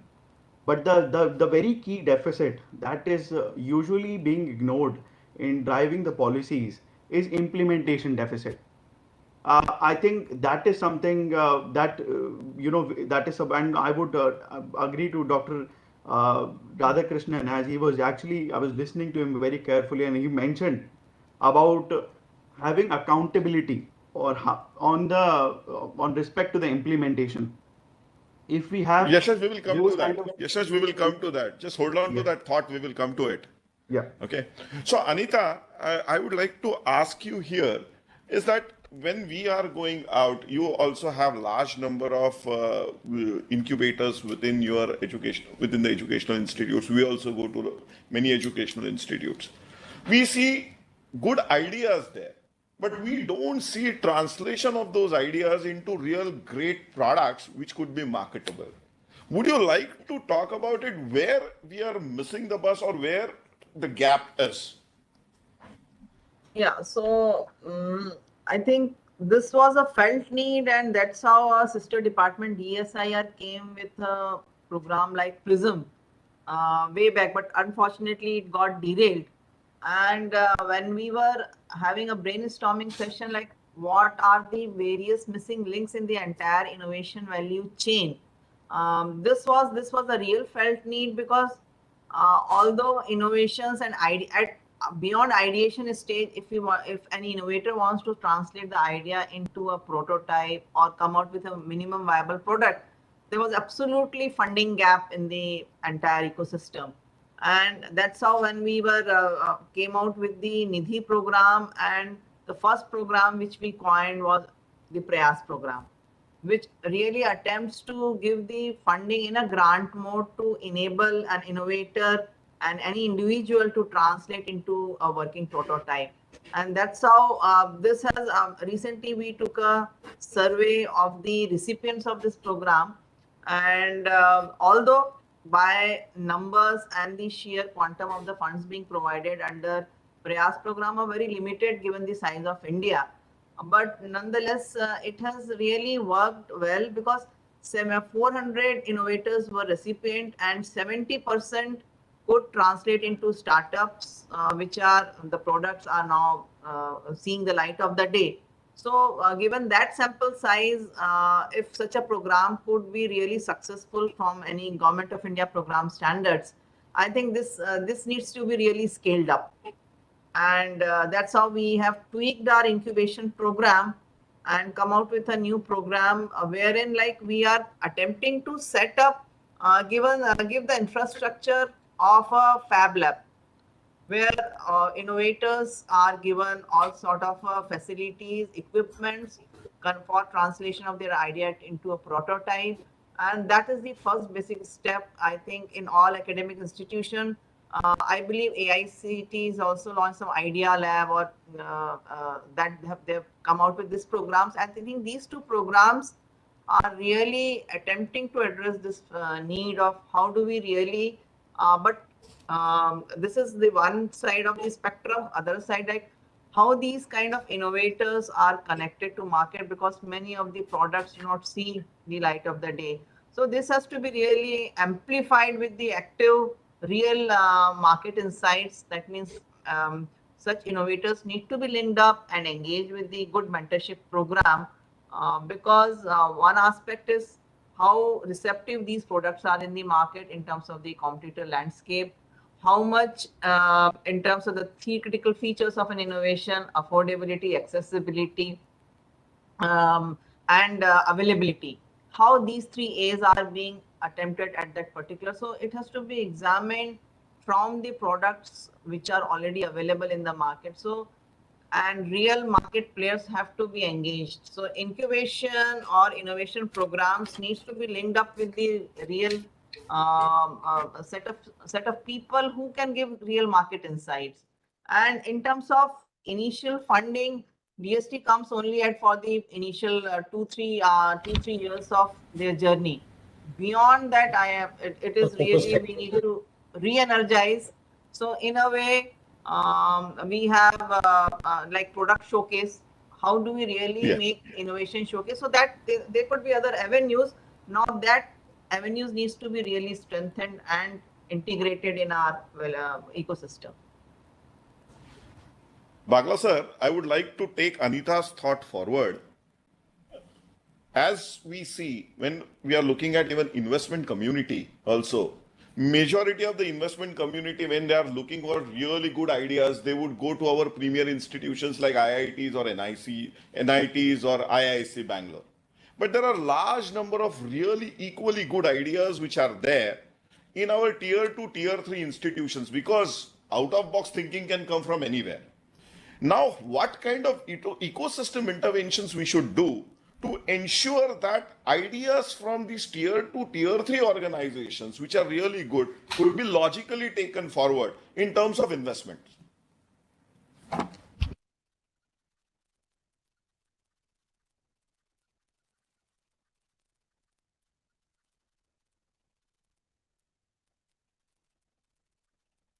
Rahul, unmute रखो तीनों. Bagla ji, just look at. We cannot hear you. Not audible, sir.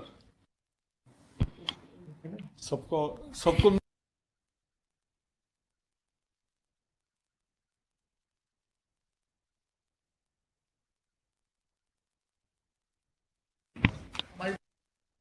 Okay करना है. वो शायद वो नहीं कर पा रहे हैं. Go to Yash. Yeah, okay. I think I couldn't unmute myself. It was not allowing me. Yeah. Good question, Dr. And let me just get back to that. So one, we started, new program, Agni, AG and II, under the Principal Scientific Advisor, which is being executed by Invest India again. It's the accelerated growth of New India innovation. We are picking up innovations which are across the country, not just in the premier institutions. We're doing roundtables and fast tracking them to commercialization. So we are going sector by sector, we are going topic by topic, and every day there are roundtables and connections with the industry which are happening. That's the first part to it. The second part which we did is in every state government, there are multiple pockets of funding, and even in the central government, in fact, now we are also going through incubators and we are giving them funds to support proof of concept projects of startups. And it's happening across the state governments, it's happening across the government of India. And like we had Dr. Gupta in her department is also doing it, and several other departments are creating funding these proof of concept projects which are happening. The third, on the private side, what we are doing, and coming to your question on that one, Dr. Jere, every day or every week, there will be a challenge statement which is being led out on the Startup India platform. In fact, we've run over 200 challenges. And these challenge statements are, for example, it's the first one we did was Uber from the US. They gave 5 challenge statements. It was open to every startup in the country. We had over 20,000 applicants at that time. They picked up a few of them. They were taken to the US, taken well care of, etc. So what we have is we have corporates which are running these challenge statements. And that is where what I'm seeing a large number of my startups from tier 2, tier 3 cities coming into it. I mean, it was so heartwarming to hear Yashraj and you. Frankly, these are the stories of new. And in that funding, what we are seeing, close to 50% of the startup challenges which are running are getting tier 2, 3 solution providers who are getting funding on that. Dr. Devi, you'd asked me a question earlier that it's only which are getting funding. And the sectors you were fintech, enterprise, health, logistics. But let me tell you now the upcoming sectors, a lot of etc., which includes deep science, but some are very interesting. Animation, nanotech. This one you will never guess, Dr. Jerry. Pets and animals, non-renewable energy, safety, computer vision, and this one again you will never guess, Dr. Jerry. Art and photography, chemicals, and a new one which is now picking up a lot of interest, event management, architecture and design. We have a large number of these new sectors which are coming up. And you've seen Nykaa, which is now just going to be opening up with its IPO. Yashraj, you would know about that. That takes you into fashion, pets, household services.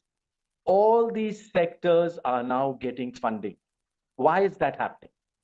We now have funded through our 10,000 crore fund of funds on startup. We've already funded about 200 odd venture capital funds, which means that every time we fund them, they have to do a multiplication of 3 to 5 in putting their investment. All of them are now looking at special niches to start their fundings. A lot is now happening on the agrotech side, for example. And a large number of these funds are focusing now on rural India and the tier 3 cities for accessing their deals. So what has happened is, let me add to, and do I have a minute, Dr. Jere, to share one more thought with you? Yeah. I was in a platform and I shared it with a 19-year-old boy, Seetamhari in Bihar.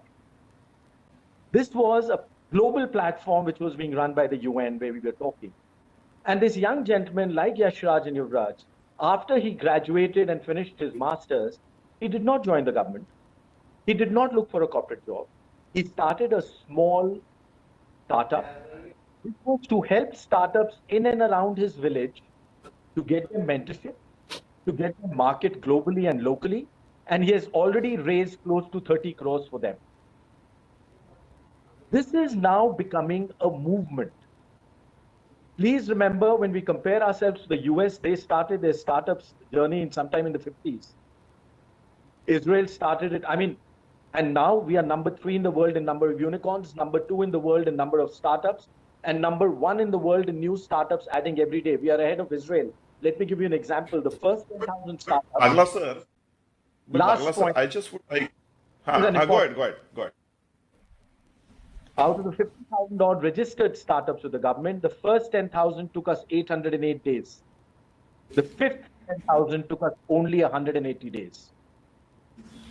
And these are all coming across the geography and across sectoral diversification. Back to you. Thank you. But Bagla sir, I would like to ask here that whether majority of Indian investors are keen on investing in Me Too kind of a startups, or now they are ready to take risk, especially long-term risk. For example, if you look at startups in biological sector or biomedical sector or biosimilars, the incubation period is pretty large, or it's long. So are our investors now ready to take such kind of risk, or we are still pursuing more of e-commerce and logistics, those kind of startups? So what happens, Dr. Jere, when we look at the investor community, it's not a homogeneous community. There are different verticals of investors. There are investors which are looking at only 3 years, there are investors which are looking at 10 years, then there are investors which are looking at sectoral diversification or sectoral focus. What is happening now in the first phase of growth of innovation and startup, every time you will have the first easy cherry pickers which will come in, and they will pick up what is the flavor of the month. So if you had the flavor of the month, which was e-commerce, they'll pick that up and go ahead with it. What we are witnessing as this country matures in its system, you start getting other investors which have far more well specified investment horizons. And now we are starting to see, so now, for example, we have funded VCs which are only deep science and deep tech funds, only that. I've had about 10 of those funds which we have just funded, which were only deep science funds. They said that is all what they will do. Now, the moment you start this movement coming in, that is when you will start seeing funding going to these longer term gestation points. And then obviously, a lot of them getting into the research and development side where there's a high risk element with a very high multiplier on the success side of it. So that movement has started. Back to you. So, Yashraj, I will take this thought forward about the investment community, about ease of doing business, because you have now businesses spread across 3-4 countries. What is your experience in terms of this investment as well as ease of doing business? Sir, I think if you talk about, ease of doing business, I'm going to address both these points separately.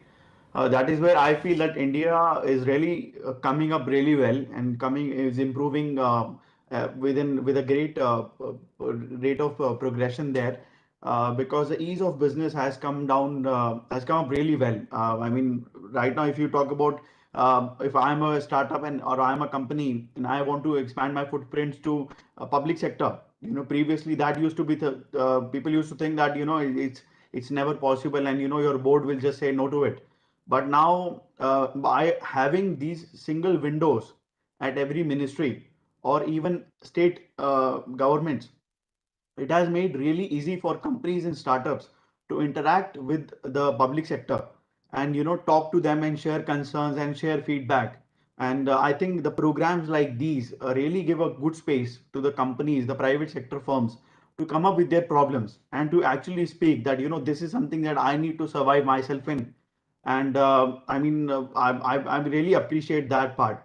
Now, if we can you come out about the next point that you shared with me? What was the next to ease of doing business? Investment. I was talking about the investment. Now, if I talk about investment, investors' mindset.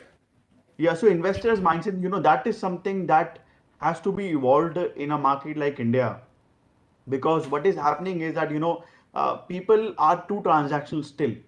For example, if an investor, as you rightly asked one question, that if there is a startup which has a incubation period of, let's say, 2 years, but it's very difficult to find investors on the ground who are angel or seed capital investors who will have that much patience to keep the pace for 2 years. It is very difficult. So I think we need really lots of initiatives about spreading that awareness, spreading that the success stories of the amazing returns that people have generated while having great amount of patience amongst the crowd of angel and seed capital investors, because that is the base. So if we talk about investments from bridge fund to the series round, it is pretty much big, and it comes to the company which is already in the flow.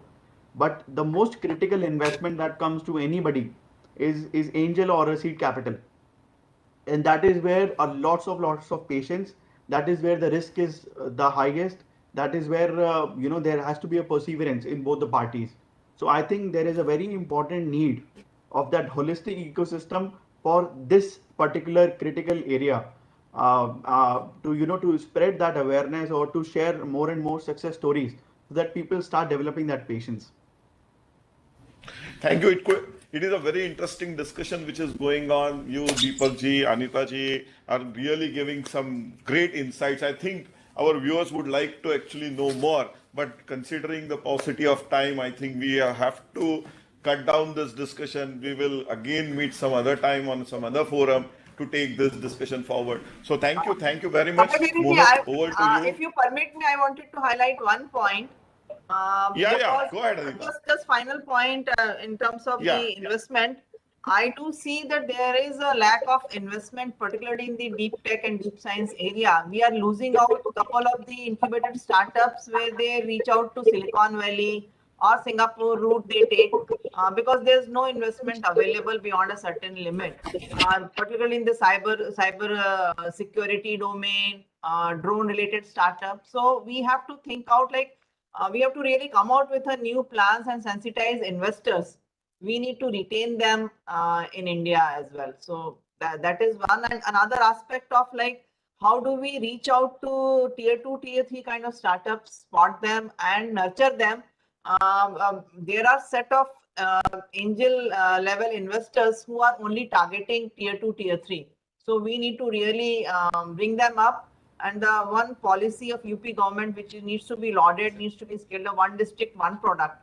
So institutions should come out with not only the academic excellence, the students like Yash who have really become a new role model. Each institute should try to identify and recognize them. I think this will really go a long way in building up the culture we want to build up and celebrate them. Need to celebrate these kind of new icons. Thank you. As I said, Anita, we have too much to discuss, very interesting topic, and we have really great panel. But yes, the points which you have raised are very important. Let's work on them offline, and let's explore how we can come up with something more concrete to make these interventions. So thank you very much. Over to Mohit for taking, for going for the third panel discussion. Thank you, Dr. Jere. Thank you, Mr. Deepak Bagla, Dr. Anita Gupta, and Yash. Again, a wonderful discussion and a topic which I believe I always aspire for, breathe in, breathe out. Having this, now I would like to move on to our panel 3 discussion, which would be moderated by Professor K.K. Agarwal, a stalwart. Professor Agarwal is currently the chairman of National Board of Accreditation. After a distinguished service of 27 years at NIT Kurukshetra, Professor Agarwal served as Pro-Vice Chancellor, Guru Jambheshwar University, Hisar, and then as Founder Vice Chancellor of GGS IP University, Delhi. He has been President of the Institution of Electronics and Telecommunication Engineers, IETE, President, Computer Society of India, and President of Southeast Asia Regional Computer Confederation. He has been widely consulted by the industry, most notable being his contribution towards the reliability analysis for PSLV, Polar Satellite Launch Vehicle. Then we have our panelist 1, Professor V. Ram Gopal Rao, Director, IIT Delhi. Before joining IIT Delhi as the Director in April 2016, Dr. Rao served as a P.K. Kelkar Chair Professor for Nanotechnology in the Department of Electrical Engineering and as the Chief Investigator for the Center of Excellence in Nanoelectronics project at IIT Bombay. Dr. Rao has over 475 research publications in the area of nanoscale devices and nanoelectronics, and is an inventor on 48 patents and patent applications, which include 18 issued US patents. Our panelist two, Mr. Ashwin Fernandez. He is currently the Regional Director, Middle East, North Africa, and South Asia at QS. Ashwin is responsible for working with institutions in Middle East, North Africa, and India, and closely working with governmental and public agencies in these regions. He is currently pursuing his Ph.D. on university ranking and reputation. Then our third panelist, Professor Dr. C. Rajkumar. Professor Rajkumar, a Rhodes Scholar, is the founding Vice Chancellor of O.P. Jindal Global University. He was appointed as the Vice Chancellor at the age of 34 in 2009 when the university was established.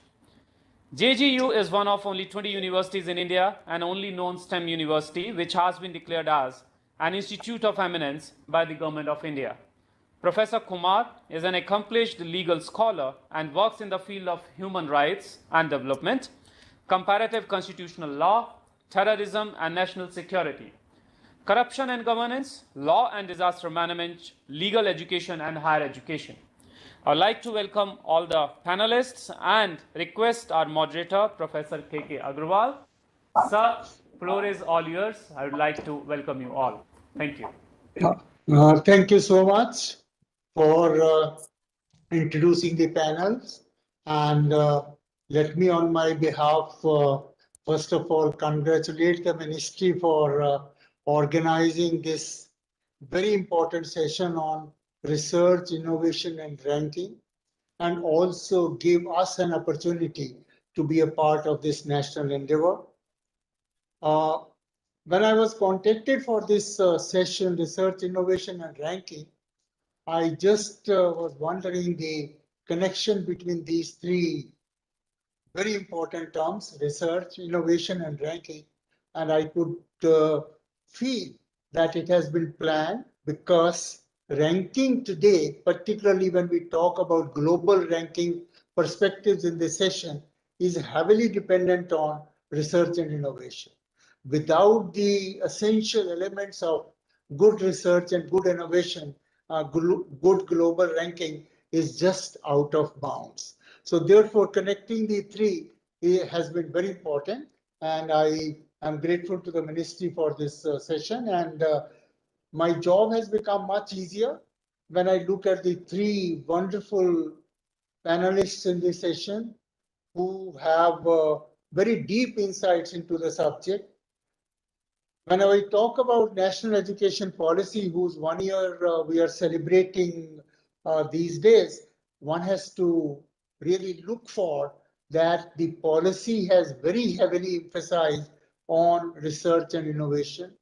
For the first time, we have conceived the concept of a National Research Foundation, which will definitely give a boost to the research and by avoiding multiplication, replication, give us much better research output in the country.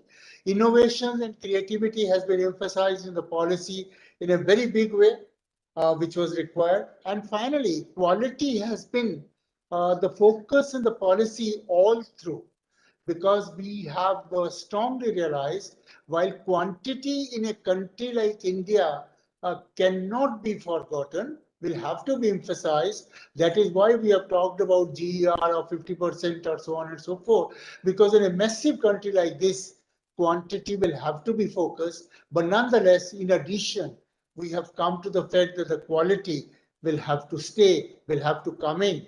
And very strong line in our policy guideline is accreditation will be the new norm of regulation, meaning thereby that the institution in higher education will be allowed to stand only and only if they are accredited.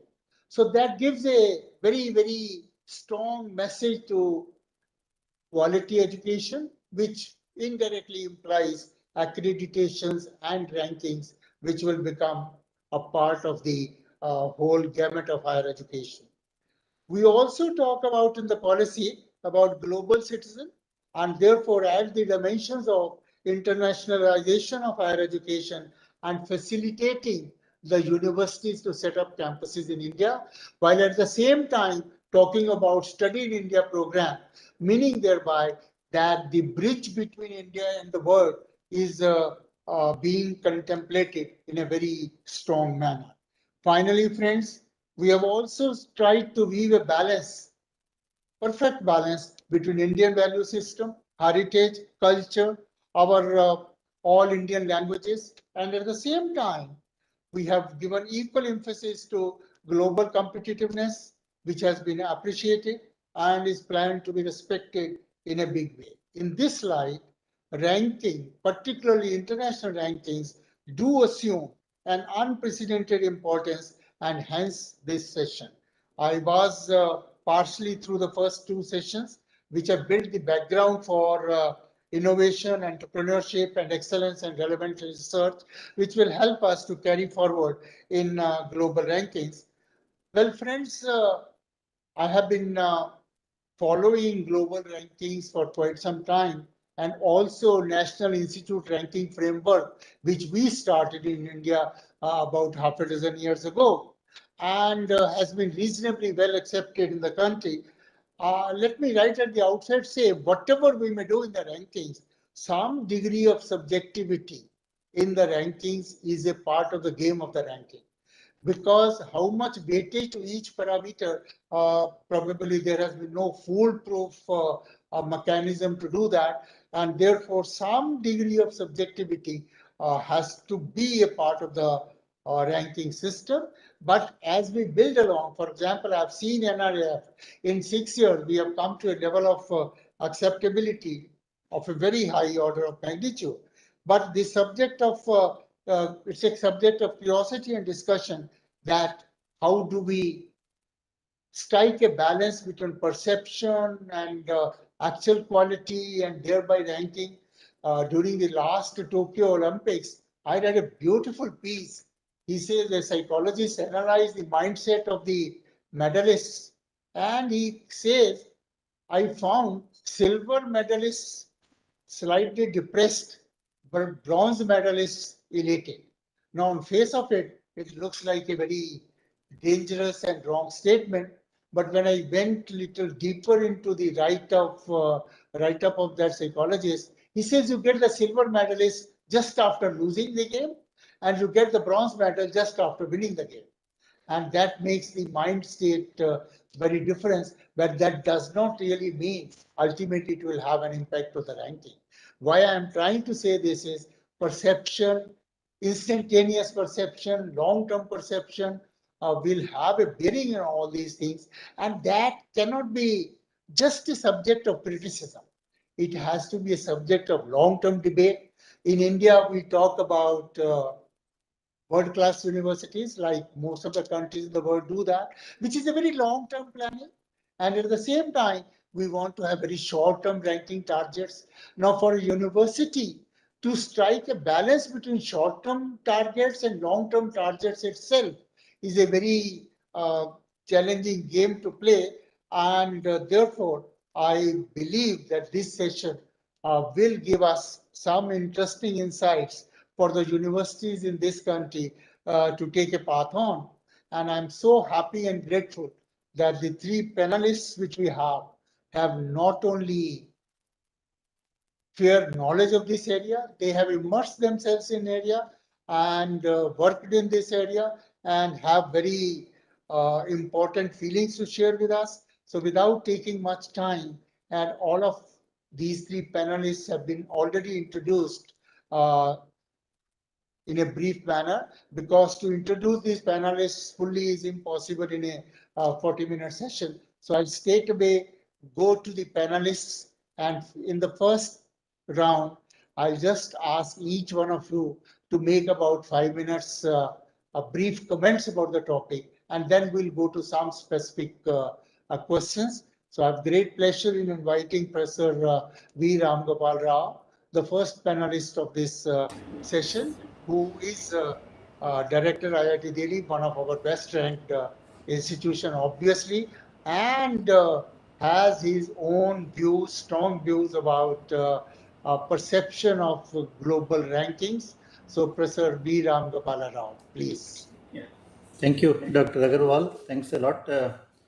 I'm happy to be on this panel.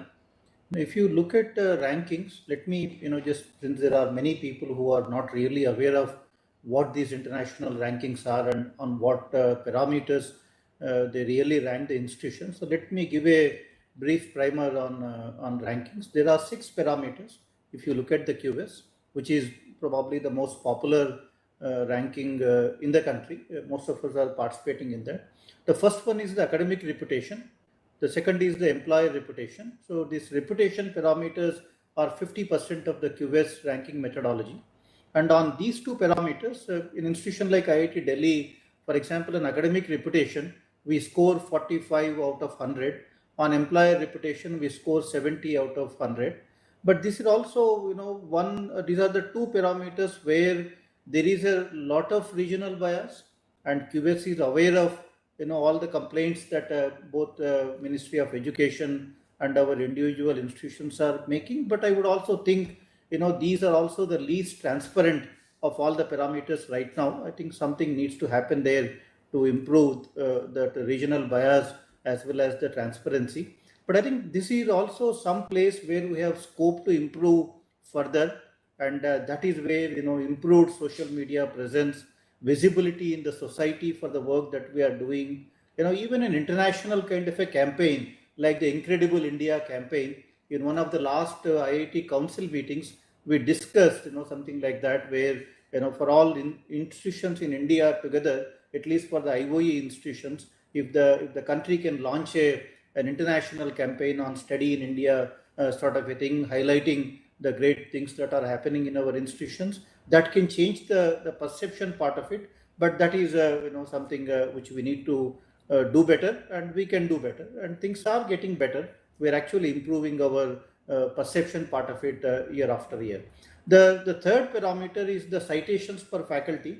This is probably one of the very subject or quantitative kind of a metric, a bibliometric kind of a metric that QS uses. They use the Elsevier, the Scopus kind of a data, which is good, and their being comprehensive will help. IIT Delhi, for example, a couple of years ago was scoring above 90 marks out of 100 on the citations per faculty. But in the last 4 years, we recruited 200 new faculty. So therefore, our denominator has gone up. The numerator hasn't increased significantly because these people will take time to come into the system and become productive in the system. So that is taking a bit of a time, but there again, we have a huge scope to improve. I mean, some of our top institutions can be in the 90 to 100 range. IISc has already shown 100 out of 100. IIT Delhi, will be in the 90 range in a year or 2 time frame. I think there we have a scope to improve. But here again, being comprehensive will help. IITs are very narrowly focused on engineering.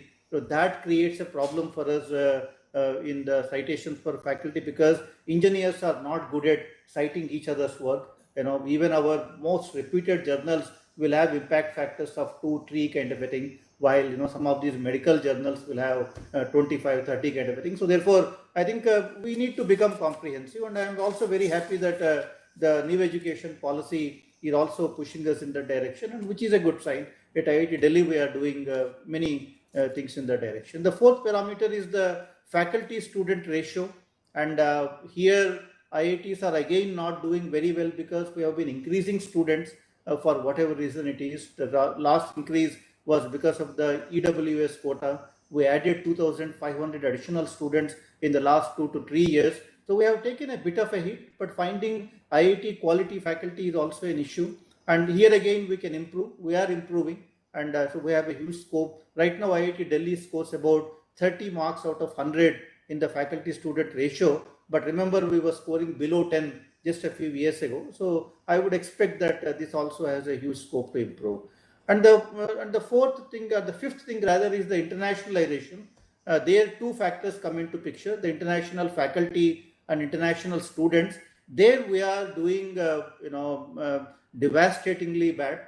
And IIT Delhi, for example, on international faculty scores 1.7 marks out of 100. On international students, 1.2 out of 100. So there we can, improve very significantly, not by just 100%, but by 1000%. I think that needs to happen in the next few years, and it's already happening. I am also very happy that even the new education policy is also talking on the same lines. The ASEAN program, which the Ministry of Education runs, and which IIT Delhi is coordinating, providing 1,000 fellowships for ASEAN students is a good step in the direction. The GYAN program, the Vajra program, the Spark program, these are all things which are happening and going in the right direction.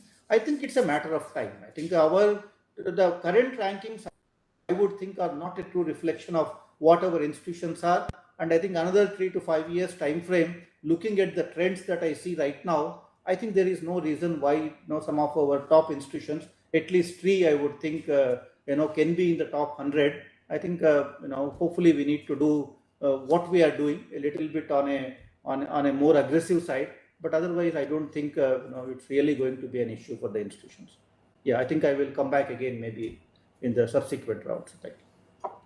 And I'm deferring the questions after all three of you have made the initial remarks, because I'm sure some of the questions of one will be answered by other, knowing all three of you. So I now invite Dr. Ashwin Fernandez, Regional Director, KOS, who has been in very deep into the global rankings right from beginning. So I invite him for making initial comments, please. Dr. Ashwin. Thank you so much, Dr. Agarwal, and a warm welcome to everybody who's joining us today.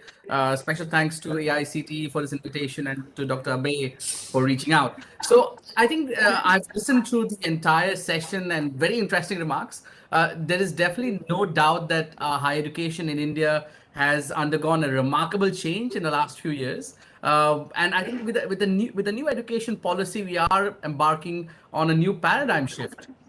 Basically paving way for transformational reforms in higher education to make India a global knowledge superpower. Now, congratulations on NEP actually having its first anniversary, which has opened up many opportunities to attract international students, academics, and as well as international funding. Today, I see many Indian institutions are committed to increasing their global outreach, which wasn't the case many years ago. And definitely there are substantial efforts which are made to basically improve the institutional performance, which ultimately will reflect in global rankings. In the current World University Rankings by QS, which was released 2 months ago in June, we had 35 institutions which featured in this ranking. Now, despite this number, I think there is a very important fact here that the focus should be on the latent potential which India has to do well in the global rankings. And I think the NEP places a lot of importance on the steps which it needs to take. 2 areas, I think, and I will come to the steps a bit later, is the focus on internationalization. I think Professor Ram Gopal Rao has already mentioned that we don't do well in internationalization. And when I say we, I mean, I'm talking as part of India here, not as QS. We definitely need to see this as a catalyst to spur many Indian institutions to position themselves strategically and of course to cater to the needs of the global knowledge society. There is also, we've seen the growth in the students enrolling in higher education. I think it's a one-way street when we look at students going abroad versus students coming into India. So there is, I think, a lot of emphasis which the new education policy had put into place. And I think the latest Study in India initiative has seen a 145% increase in the number of students who are showing interest in India. I think we cannot, and I'll echo the sentiments of a previous panelist as well, we cannot be satisfied with the current performance. And we really need, if we want to make India a $5 trillion economy by 2025, there has to be a substantial increase in our expenditure for education from the GDP. Now, an interesting fact is if you look at the percentage of spend on education as part of the GDP, if you look at the 20 countries which we have around the world, they make up 630 plus universities out of the 1,000 universities. And we have 80 almost 100 countries represented in the World University Ranking. So the top institutions in the world are definitely coming from those economies which have a great spend on education in the GDP. So definitely that should be the way forward. And I think when we talk of Atmanirbhar Bharat, Make in India, an interesting fact, I think, which we have probably not celebrated, and this has been directly connected to reputation, is in the last year and a half, India ranks 5th in the world for COVID research. Now, that is an amazing fact. Now, compared to all the other powerhouses in the world, I think we can already see that impact of the investment I think the government's putting into, because this is current research happening. So 5th in the world is amazing. I think to ensure the Indian higher education system is ranked at the best in the world, we have institutions which are going to be focusing on performance improvement. I'm not using the word rankings because rankings are the outcome of what institutions are doing. So there are 3 key areas I think which we need to focus on. First is internationalization. Second is research, and third is reputation. So in internationalization, we have to keep on increasing, or I think we need to focus on how do we get international students and faculty, perhaps not from far off, but at least starting off within the ASEAN region and in the near vicinity. Strengthening the Study in India portal, offering scholarships, and definitely easing the visa process to attract international students. Recognizing and transferring of credits from international to here and here to international could be eased under mutual twinning agreements. Encouraging, I think, immediately, at least virtually for now, student and faculty exchange programs. And that is a huge potential. It is happening at some of the key universities, but how can we trickle that down to the 2nd and 3rd tier cities would be an interesting thing to see, which will support internationalization. Organizing workshops, seminars, and conferences. We have seen mammoth amount of content coming out in COVID virtually, how we can keep that work happening in the physical environment, and also enabling Indian institutions to establish offshore campuses. I think this would be really key for us to take Indian institutions to the world. So that's the first one, is internationalization. We've talked of research, and the panelists have already made very great comments earlier. I think NEP lays a very important stress on creating stronger institutions. I would like to quote the former president of National University of Singapore, Professor Shi, which said that it's not a zero-sum game between attracting foreign investment and nurturing local startups. We should be having the culture of developing our own startups, having incubation cells within institutions, not just for technology and sciences, but beyond that in areas which probably can also impact the community. And I think the National Research Foundation, which has been proposed in NEP, will promote and expand this beyond, and hopefully getting to at least 3% spend of our GDP towards research and innovation will be a great step towards helping improve that. Another area which we think has worked really well in many developing countries is sharing of infrastructure and capacity from the key universities in which are already ranked to the smaller ones in smaller tier cities. That will really spur the impact of research in these places. And internationalization and research are covered. The last part, which is what I think my previous panelist said, is the reputation part. How do we actually create the impact of India being a good or a great place to come and do research for postgraduate or postdoctorate? I think the fact that India was ranked 5th or is ranked 5th in COVID research is one of the areas we could capitalize on in the future.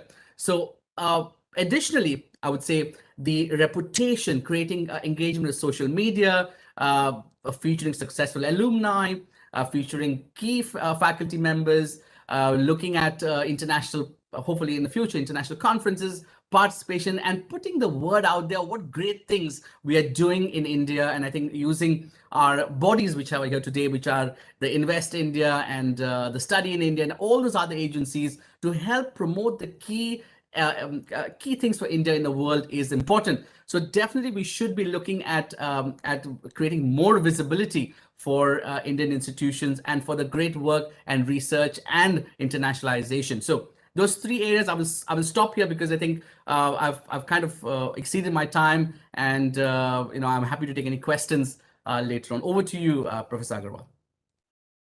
Thank you so much, Ashwin, and so happy that you spoke more from Indian point of view rather than QS point of view. That will be helping a lot to Indian universities, and we look forward to it. And I have the third panelist now, Professor Rajkumar, very dynamic Vice Chancellor from Jindal Global University, who has built the university right from scratch, and today brought the university in a short span into many international reckonings, not only by the academic work, but also by the solid study of international ranking mechanisms and how to go about it and so on. So may I invite Professor Rajkumar to make the initial observations before I take up some questions depending upon the time which Abhay has for it. Professor Rajkumar, please. Thank you very much, Professor Agarwal, and thank you for those very valuable comments by Professor Rao and Dr. Ashwin Fernandez. I want to thank the chairman of the AICTE and the Ministry of Education for actually putting together this fantastic discussion. Since morning, we are all engrossed in this truly amazing brainstorming session, which has thrown up a number of ideas. I'm going to be a little more candid and critical in this regard. First of all, I'm conscious of the fact that I'm the only private university institution represented in the entire program. So that's already a big burden in a country where 70% of our higher education institutions are in the private sector. 70% of students in India are studying in private higher education institutions. We need to see a much larger private sector representation in all forums and platforms. Second, I'm conscious that I'm the only person representing the entire tradition of liberal arts, humanities, social sciences among fantastic engineers and STEM discipline individuals. Again, we need to have a much stronger focus on humanities and social sciences, and we need to do that more aggressively. I want to say that I just want to quickly reflect on where we are today in terms of rankings. Barely 6 years ago, and this is very important for us to come to terms with it, because we need to recognize what we want and then we can work towards how to achieve it. Barely 6 years ago, the larger part of Indian higher education establishment has denigrated, discredited, and denied and deprived the opportunity for international rankings to play any meaningful role in Indian higher education. There were outrageous arguments made to the extent that this was some global conspiracy to undermine Indian higher education institutions, to the fact that this methodology was somehow uniquely discriminatory for India and all of that.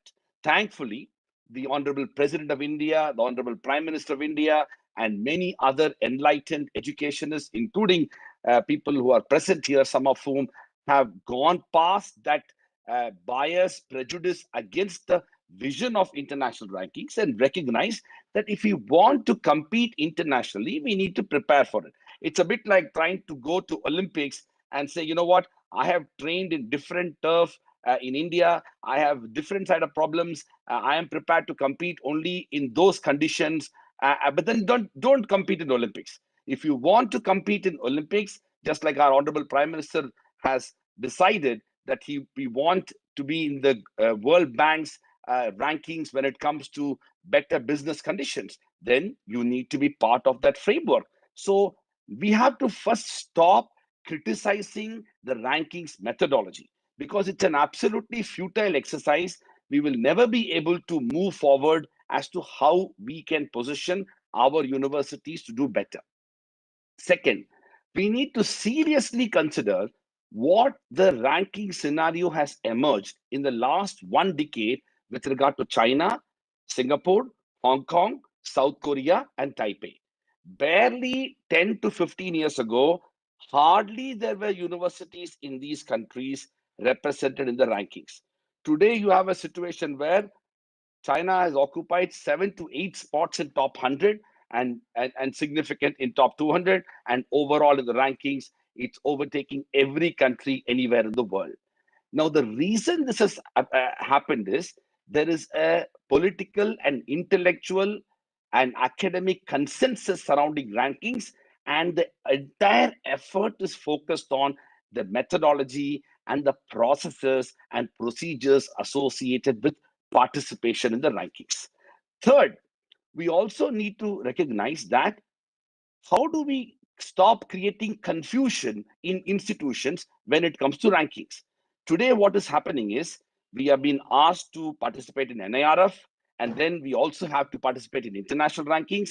And then there are universities which are participating in newspaper and magazine-based rankings. Then there are subject rankings. It's absolutely important that if India needs to see its leading institutions to be in global rankings, then you need to ignore the national rankings. You need to prepare your entire focus, your capacity building exercise, your internal policy systems, your organizational and assessment of faculty research, your incentives for faculty research, your office of rankings within universities. Every aspect of institutional mechanism ought to be focusing on the participation of Indian universities in international rankings. I am by no means suggesting that every university in India, the 1,000 universities, should compete for international rankings. But if you decide that a set number of institutions should be pitched for it, then you need to provide the necessary wherewithal and not to lose sight of it and cause additional burden with numerous types of methodologies of assessment in determining how they should position for participating in international rankings. Fourth aspect, which I think is a question of how we go about this, and this is something which has resonated among everybody, we mention about international faculty and international students. Let me tell you, sir, our university has 110 full-time faculty members from 40 countries in the world. We are the only university in India, public or private, which recruits the largest number of international faculty. But I can tell you, I can share sweat, blood, and tears, how much it is difficult to recruit these people, to organize visas, to ensure FRRO registration process, to ensure the entire process of recruiting them, having them, retaining them and being part of our intellectual imagination. It is no easy task. And here I share the agony of public and private universities. The Ministry of Education needs to work very closely with the Ministry of External Affairs, with the Ministry of Home Affairs, and many other bodies to ensure that this focus on internationalization, both in terms of faculty recruitment and student admissions, receives a new impetus so that we can advance the situation. Today, what we are seeing is around the world, something dramatic is emerging. Historically, we would see 1 million plus students in North America, nearly 600 to 700,000 in UK, and many other countries, including Germany and Australia and others, would have those places. But believe it or not, China is now gone past UK and is hosting over 650,000 international students.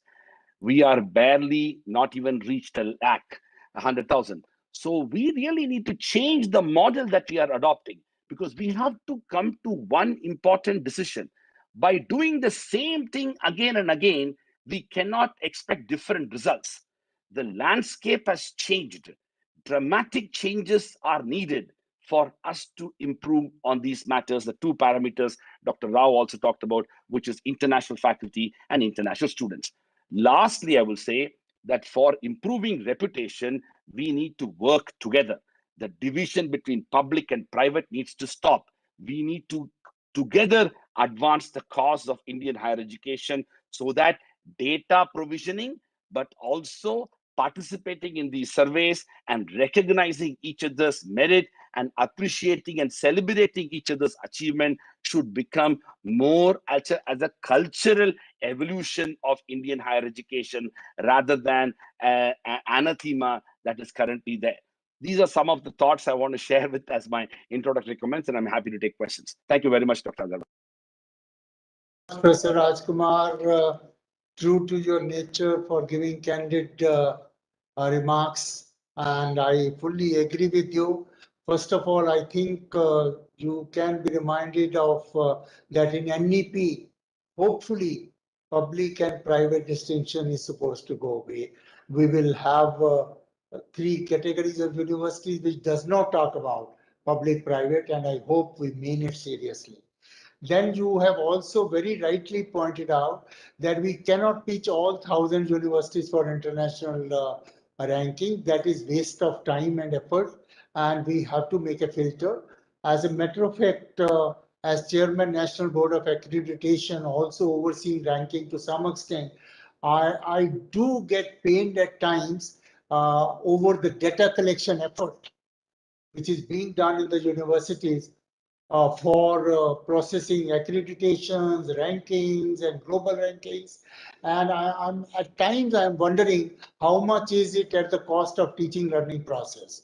If that be so, I think we are becoming penny wise pound foolish. We cannot really afford to do that. So maybe some sort of eligibility criteria, maybe loose criteria, not a very harsh criteria, that you try for accreditation first. If you come to that level, then you go for national ranking. If you come in national ranking first 200, then you try for international ranking. Something will have to be done so that everybody doesn't put in effort unnecessarily, and thereby giving a breed of academic consultants profession is a big profession which does not really add to our higher education system in any manner. I think we have to seriously think about it. I think some little times I'll have some questions. Professor Ramgopal Rao first. I think, Professor Rao, first of all, we obviously recognize that the Indian institutions should excel in international rankings. You are working for this, but maybe a few sentences to enlighten the audience on this. And secondly, are the international rankings really a true reflection of excellence of our institutions as far as our national perspective is concerned? Yeah, I think about the true whether the international rankings are a true reflection of what our institutions are. My categorical answer is no. IIT Delhi, I have served in multiple institutions all over the world, and for whatever work that our top institutions are doing, IIT Delhi should have been around 50 in the international rankings, and subject rankings could have been 20 to 25. If we are not, it's because we are not focusing enough on these rankings. We have never focused on the international parameters. There were also issues with respect to admission of students and the criteria and the examinations we conduct. Some of these were coming into play, but I think now that we know what needs to be done, I think we will reach whatever is the rightful spot for our institutions. But I'm not going to accept that our institutions are inferior. That's why they are not in the top 50 kind of a thing. I think the ranking methodologies need to improve, and even to win Olympic medals, you need to have a very strong Indian culture for sports, and the NIRF is providing that culture. I think if you are not even doing well in NIRF, I can't even believe you can be ranked top in the world. And I wouldn't even like to take that with a pinch of salt, because you can game the system and become ranked very high in international rankings. If the NIRF, where 90% of the data is all quantitative, collected through a very transparent kind of means, if you are not able to do well in NIRF, I don't take that as very seriously. If somebody is figuring in the world rankings, and I have seen many institutions appear in those international rankings 1 year, disappear the next year, because the foundations are not there. And I think in IITs, some of our top institutions, the foundation is very strong. I think it's only a matter of focusing on those metrics specifically. I think that will take a little bit of time. Internationalization is not going to happen overnight. For that, we need to change our entire even admission processes when it comes to PhD students or even faculty recruitment. I think that takes time, because we are, after all, government institutions. There are also autonomy issues. I would also think autonomy and competition need to go hand in hand. And unfortunately, that has not happened in the country. But I think with NEP now, which NEP talks about autonomy for these institutions and all that, I think, these rankings will happen. I think it's just a matter of another 3 to 5 years when our institutions, at least the top ones, will find their rightful place in the rankings. And I am not too concerned about what is our current rank today, looking at the potential that these institutions have to go to the top 50 in a period of time.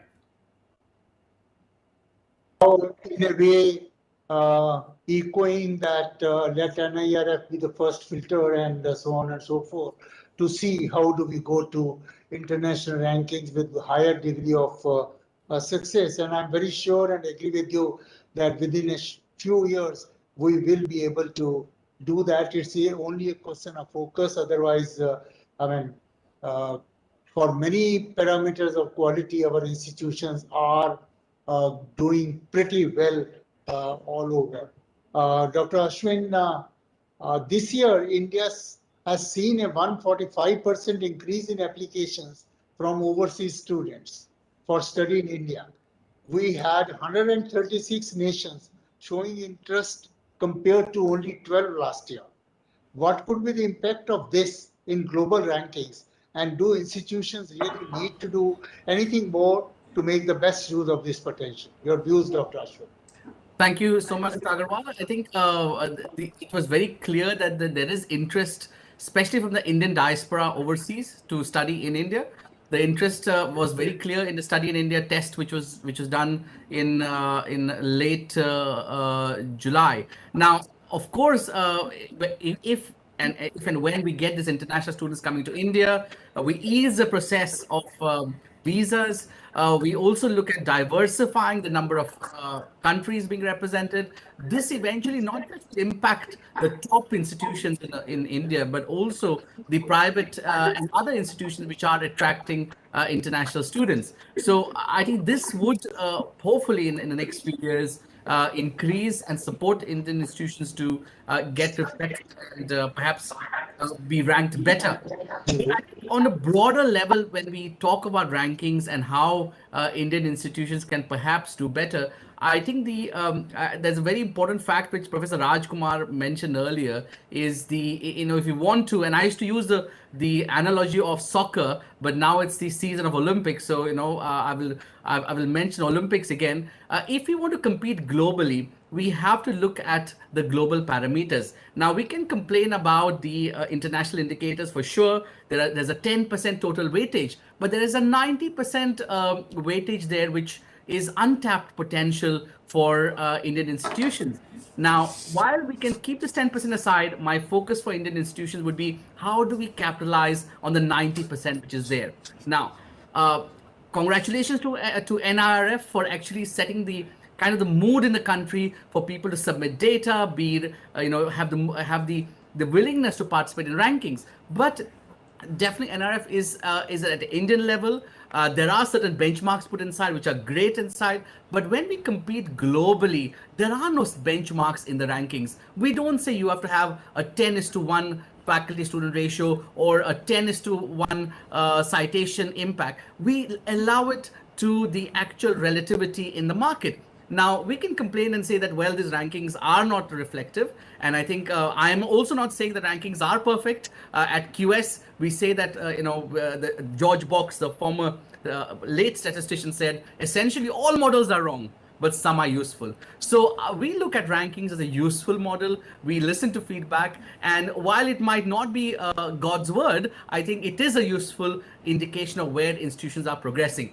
One of the things which Indian institutions should do more is reflect on the data and on the results every year. And I think if that is reflected upon, there's a clear, all the data is not put out publicly, of course, because you don't want people to game the system.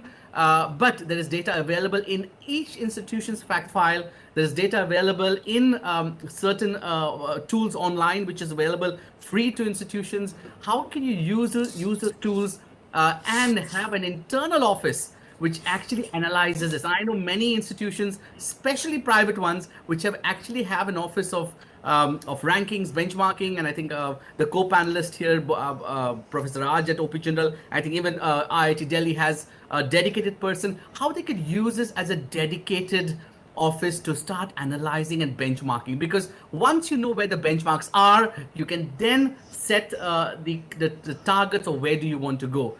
So that's most important, I think so, and eventually start looking at who are the peers in the region you're targeting against. We've seen how China has progressed. There is great potential, I think, for India if we are starting this journey with NEP, and how NEP is going to foster the growth of institutions. Again, I'm not saying we have to improve in global rankings, but we have to understand what are the international benchmarks and how do we position the institution to do better, to have better performance improvement. So ultimately, it reflects in the global rankings. Thank you so much. Thank you so much. I think you have touched the right single most point of data. And I think I see Professor Sarvudaya here, and we are struggling for quite some time to see how can we have good, fair data collection, which will help us in many endeavors, including ranking. Thank you so much. And finally, Professor Rajkumar, I think you have made some very important observations, but still I like to ask you one question at least. What should the regulatory bodies and the Ministry of Education do to develop a stronger focus on global rankings and international benchmarking of universities? And of course, how the universities internally work, but external mechanism will also have to be strengthened in that direction. So if you can say a few words on that. Yeah, thank you very much, Dr. Agarwal. I think I must say that the regulatory bodies are already tuned up to this type of recognition. For example, if you look at the graded autonomy policy, they used an accreditation principle and ended up giving, let's say, more autonomy to a selected set of institutions on some principle. We need to take that, and in the Institute of Eminence policy, a similar framework was adopted and they were given. In fact, the rankings have been given a status in the IOE. It's a Gazette notification which has formally recognized and put an aspiration, a sense of responsibility on the IOEs that within the next decade or so, the IOEs are expected to come up to a certain level in those rankings. So this has already happened to some extent. The next step is we need to recognize institutional differences and distinctions when it comes to their own aspirations to be part of international rankings. We cannot expect them to be overburdened with multiple rankings as aspirations and then end up being conflicted when it comes to having a different type of approach towards rankings. Second, I think one aspect is this kind of a conversation that we're having today becomes important because more and more institutions become sensitive about their aspirations and start actually doing things. And I do believe that both QS and THE should be more actively involved in India. They should be invited to forums as well as engage with the highest levels of the ministry and the regulatory bodies to understand the methodology surrounding these rankings and how institutions can build internal capacities for advancing that. I also think that at least from the standpoint of public institutions, more incentive structures can be created within the ministry as well as the educational regulatory bodies. After all, IOE does provided that. One of the things that IOE did is to provide substantial financial resources for the IOEs, including public IOEs, although private IOEs were not given financial resources. Lastly, I would say this aspect should be taken to the institution as well. Institutions, the point about data collection, which you mentioned, is so important because many a time multiple emails are sent from UGC, from ministry, from other bodies asking for information at various points of time in an academic year. An enormous amount of time and resources are being spent. We really need to have a better way of collecting data, storing data, retrieving data, correcting data, having data feedback. This should become a body in which all institutional data is easily available and accessible.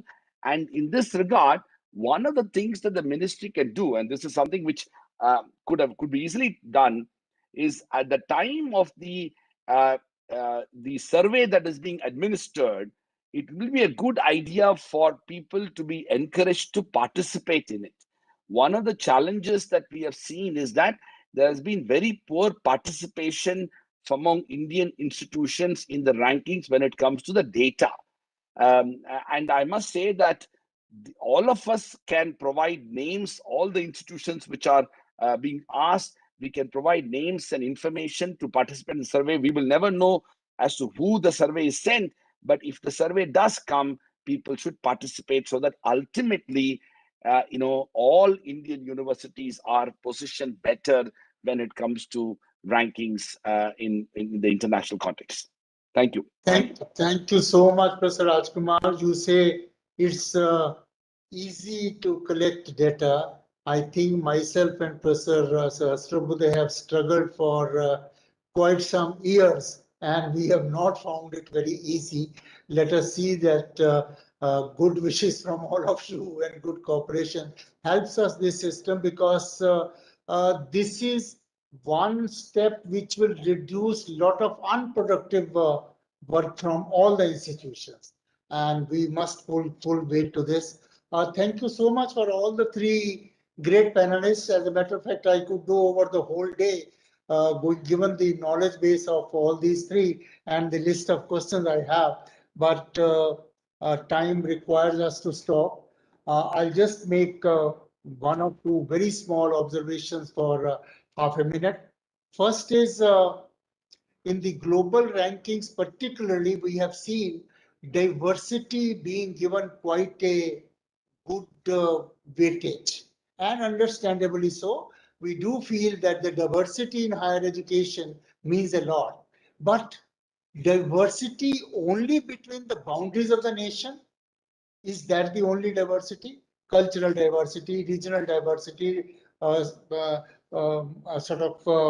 even language diversity, all these diversities have much more abundant in India, but going by only one diversity between the national boundaries, I have invariably said that probably the advantage of diversity, if we want to see the real sense of diversity between many states in India, is much higher than many countries abroad amongst themselves. So somewhere probably re-look at the diversity in its broader meaning, maybe something helpful. And I was reading a paper from some of the European universities, and how the parameters and the ranking itself is a very global, very dynamic phenomena has to change. Some of the universities have decided that they will no longer give emphasis to impact factor, which we have worshipped for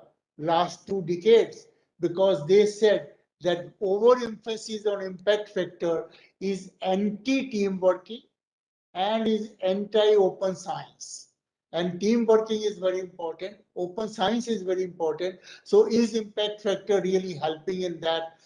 Their answer is no. They are trying to work on this. They do know that in this process they are losing on global rankings. So sometimes things are different perceptions, and we'll have to be dynamic in this. I think I'll have to stop here and thank our panelists once again, and thank AICT and the ministry for organizing this session, and hand over to Dr. Abhay Jire for continuing with the validity session. Thank you very much once again. Thank you all. Thank you so much, Professor K.K. Agarwal and the other panelists, Professor Rao, Dr. Ashwin Fernandez, and Professor Rajkumar.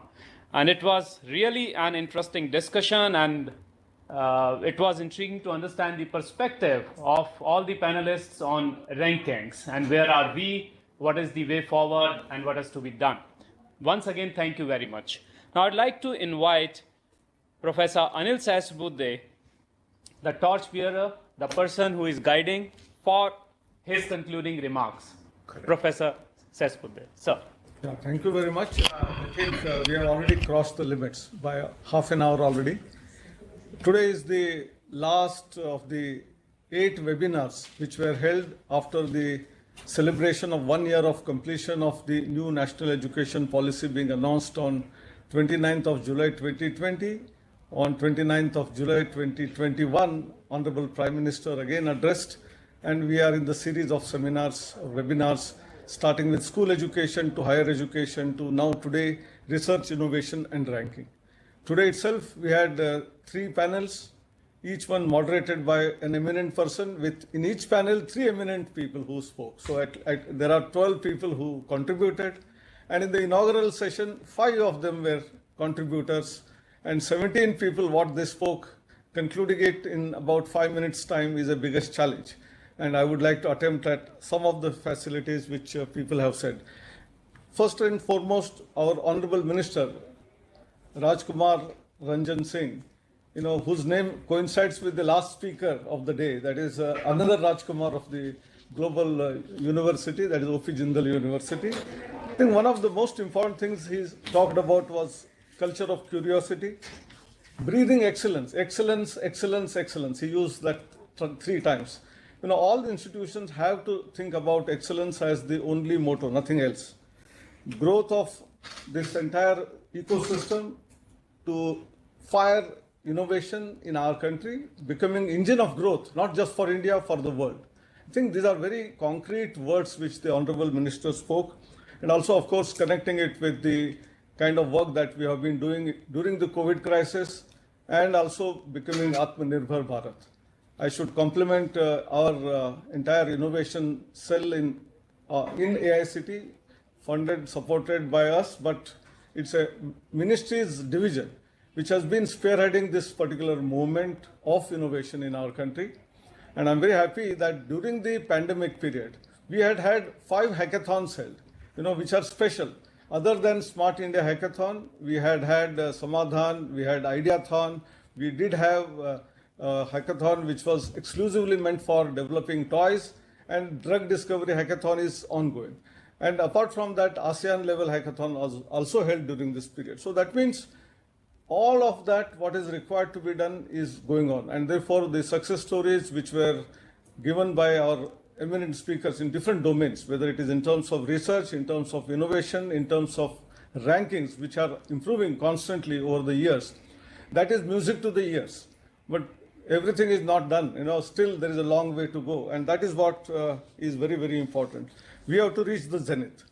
In ensuring excellence and research in India, the first one, Dr. Radhakrishnan, with the elaborate experience of space science, the culture of the entire structure of ISRO itself, that is that of collaboration, that of teamwork, which is so significant and important. Without that, one cannot progress. And the last speaker also spoke about, the reason why our rankings are not improving is because we are not working collaboratively. I think collaboration between institutions, within the institution, multidisciplinary people working together, I think these are very, very important challenges which we have to address.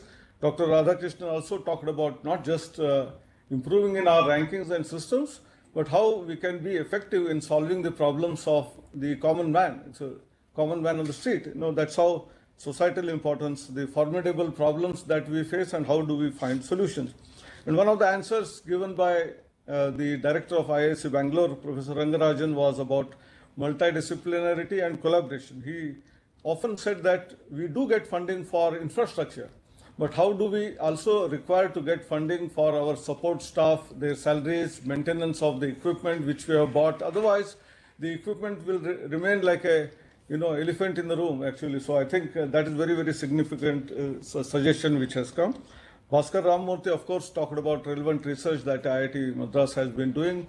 And there are many other examples from different institutions about helping society in different ways. Relevant research right from villagers to the city dwellers, transportation problem to the water problem, sanitation problem. I think these are the challenges which we need to address. That was the sum and substance of the first, of the set of series of, our panel discussions. The second one was about building innovation and entrepreneurial ecosystem, led by Dr. Abhay Jere. We had Dr. Anita Gupta, Dr. Deepak Bagla, and a young Mr. Yashraj, who at the age of 13 started innovative journey and had patent in his name along with his brother at the age of 13, 14. And then several companies being floated on one side, to Dr. Deepak Bagla of Invest India, where how ecosystem is being supported by the government on one side, and how private players are also required, whether it is angel supporters or whether it is different types of funds which are required to be created not only of the government but by the private sector to support the system of innovation and entrepreneurship. One of the significant things which we should also remember is, if you want to really create a culture of innovation, it should start from the school. And school education and our ministry's innovation cell are working together for bringing up about more than 10-20,000 ambassadors from school teachers who are going to drive this. And also not only that, how tinkering labs or all variety of activities that are happening in the country in order to support innovation at the ground level. Second part is examination reforms. We have to move away from our system of rote learning type of examination system, and how innovatively questions are asked and innovative answers are respected. I think these are very, very significant and important transformational changes that are required, and NEP provides all the possible opportunities. The startup hub with about 300,000 people who are supporting this particular initiative in India itself, and third largest ecosystem of the startups on one side.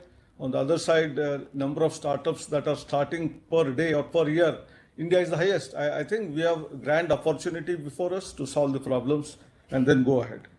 AICT itself has a very interesting program of women-led tech startups being supported to go to Canada every year, 10 of them, and 10 of them are invited from there. So this kind of exchange for even innovation and entrepreneurial ecosystem does support and does help. The last one, strategy for higher education institutions in excelling in global rankings. Of course, Rajkumar very eloquently said that this is uniquely discriminatory in terms of global rankings. But we must first focus on our own national institutional ranking framework if you have to graduate.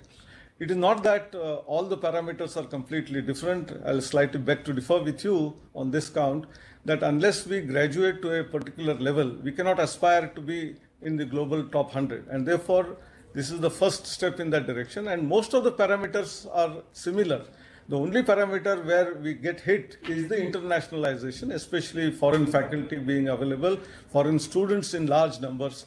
But a university like OP Jindal with so many countries, students being there, with so many faculty being there, still we are not able to make marks. So there are other characteristics also which have to be looked into. So let us work together, private or public, doesn't matter. New education policy does not distinguish between public and private. And the regulatory framework that is going to emerge as part of the policy is likely to further support, give fillip to this idea of supporting, including private sector universities and colleges through national research funding, NRF. And therefore, the visibility, the perception is already improving through our GAN and Spark. These are very interesting programs which ministry started much before the policy came into existence. So now that the policy is there, we have gone through the journey of 1 year. I'm sure in the next year, we should have a clear roadmap, which based on all the ideas that have been given by eminent 14, 15 people today itself, and in the 8 webinars, another 15 multiplied by 8, more than 100 odd people. I think we will take it forward and give a commitment to the nation, to the Prime Minister, that certainly in the next 1 year, we would be in a position to achieve the targets that are set for us. Thank you very much. Namaskar. Thank you so much, sir, for the concluding remarks. I would now like to invite Professor Rajiv Kumar, Member Secretary IICT, for vote of thanks, sir.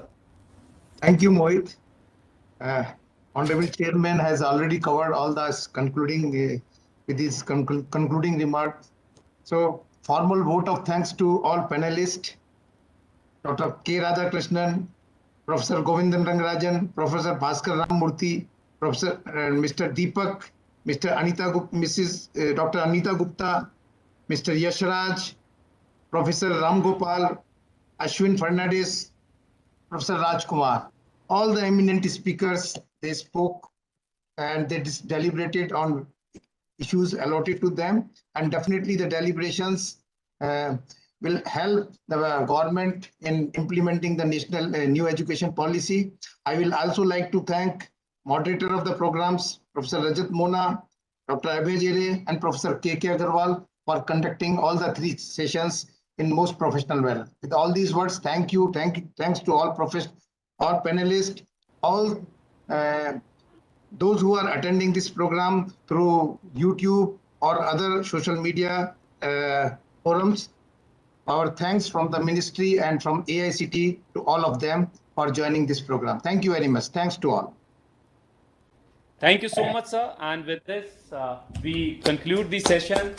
Thank you so much.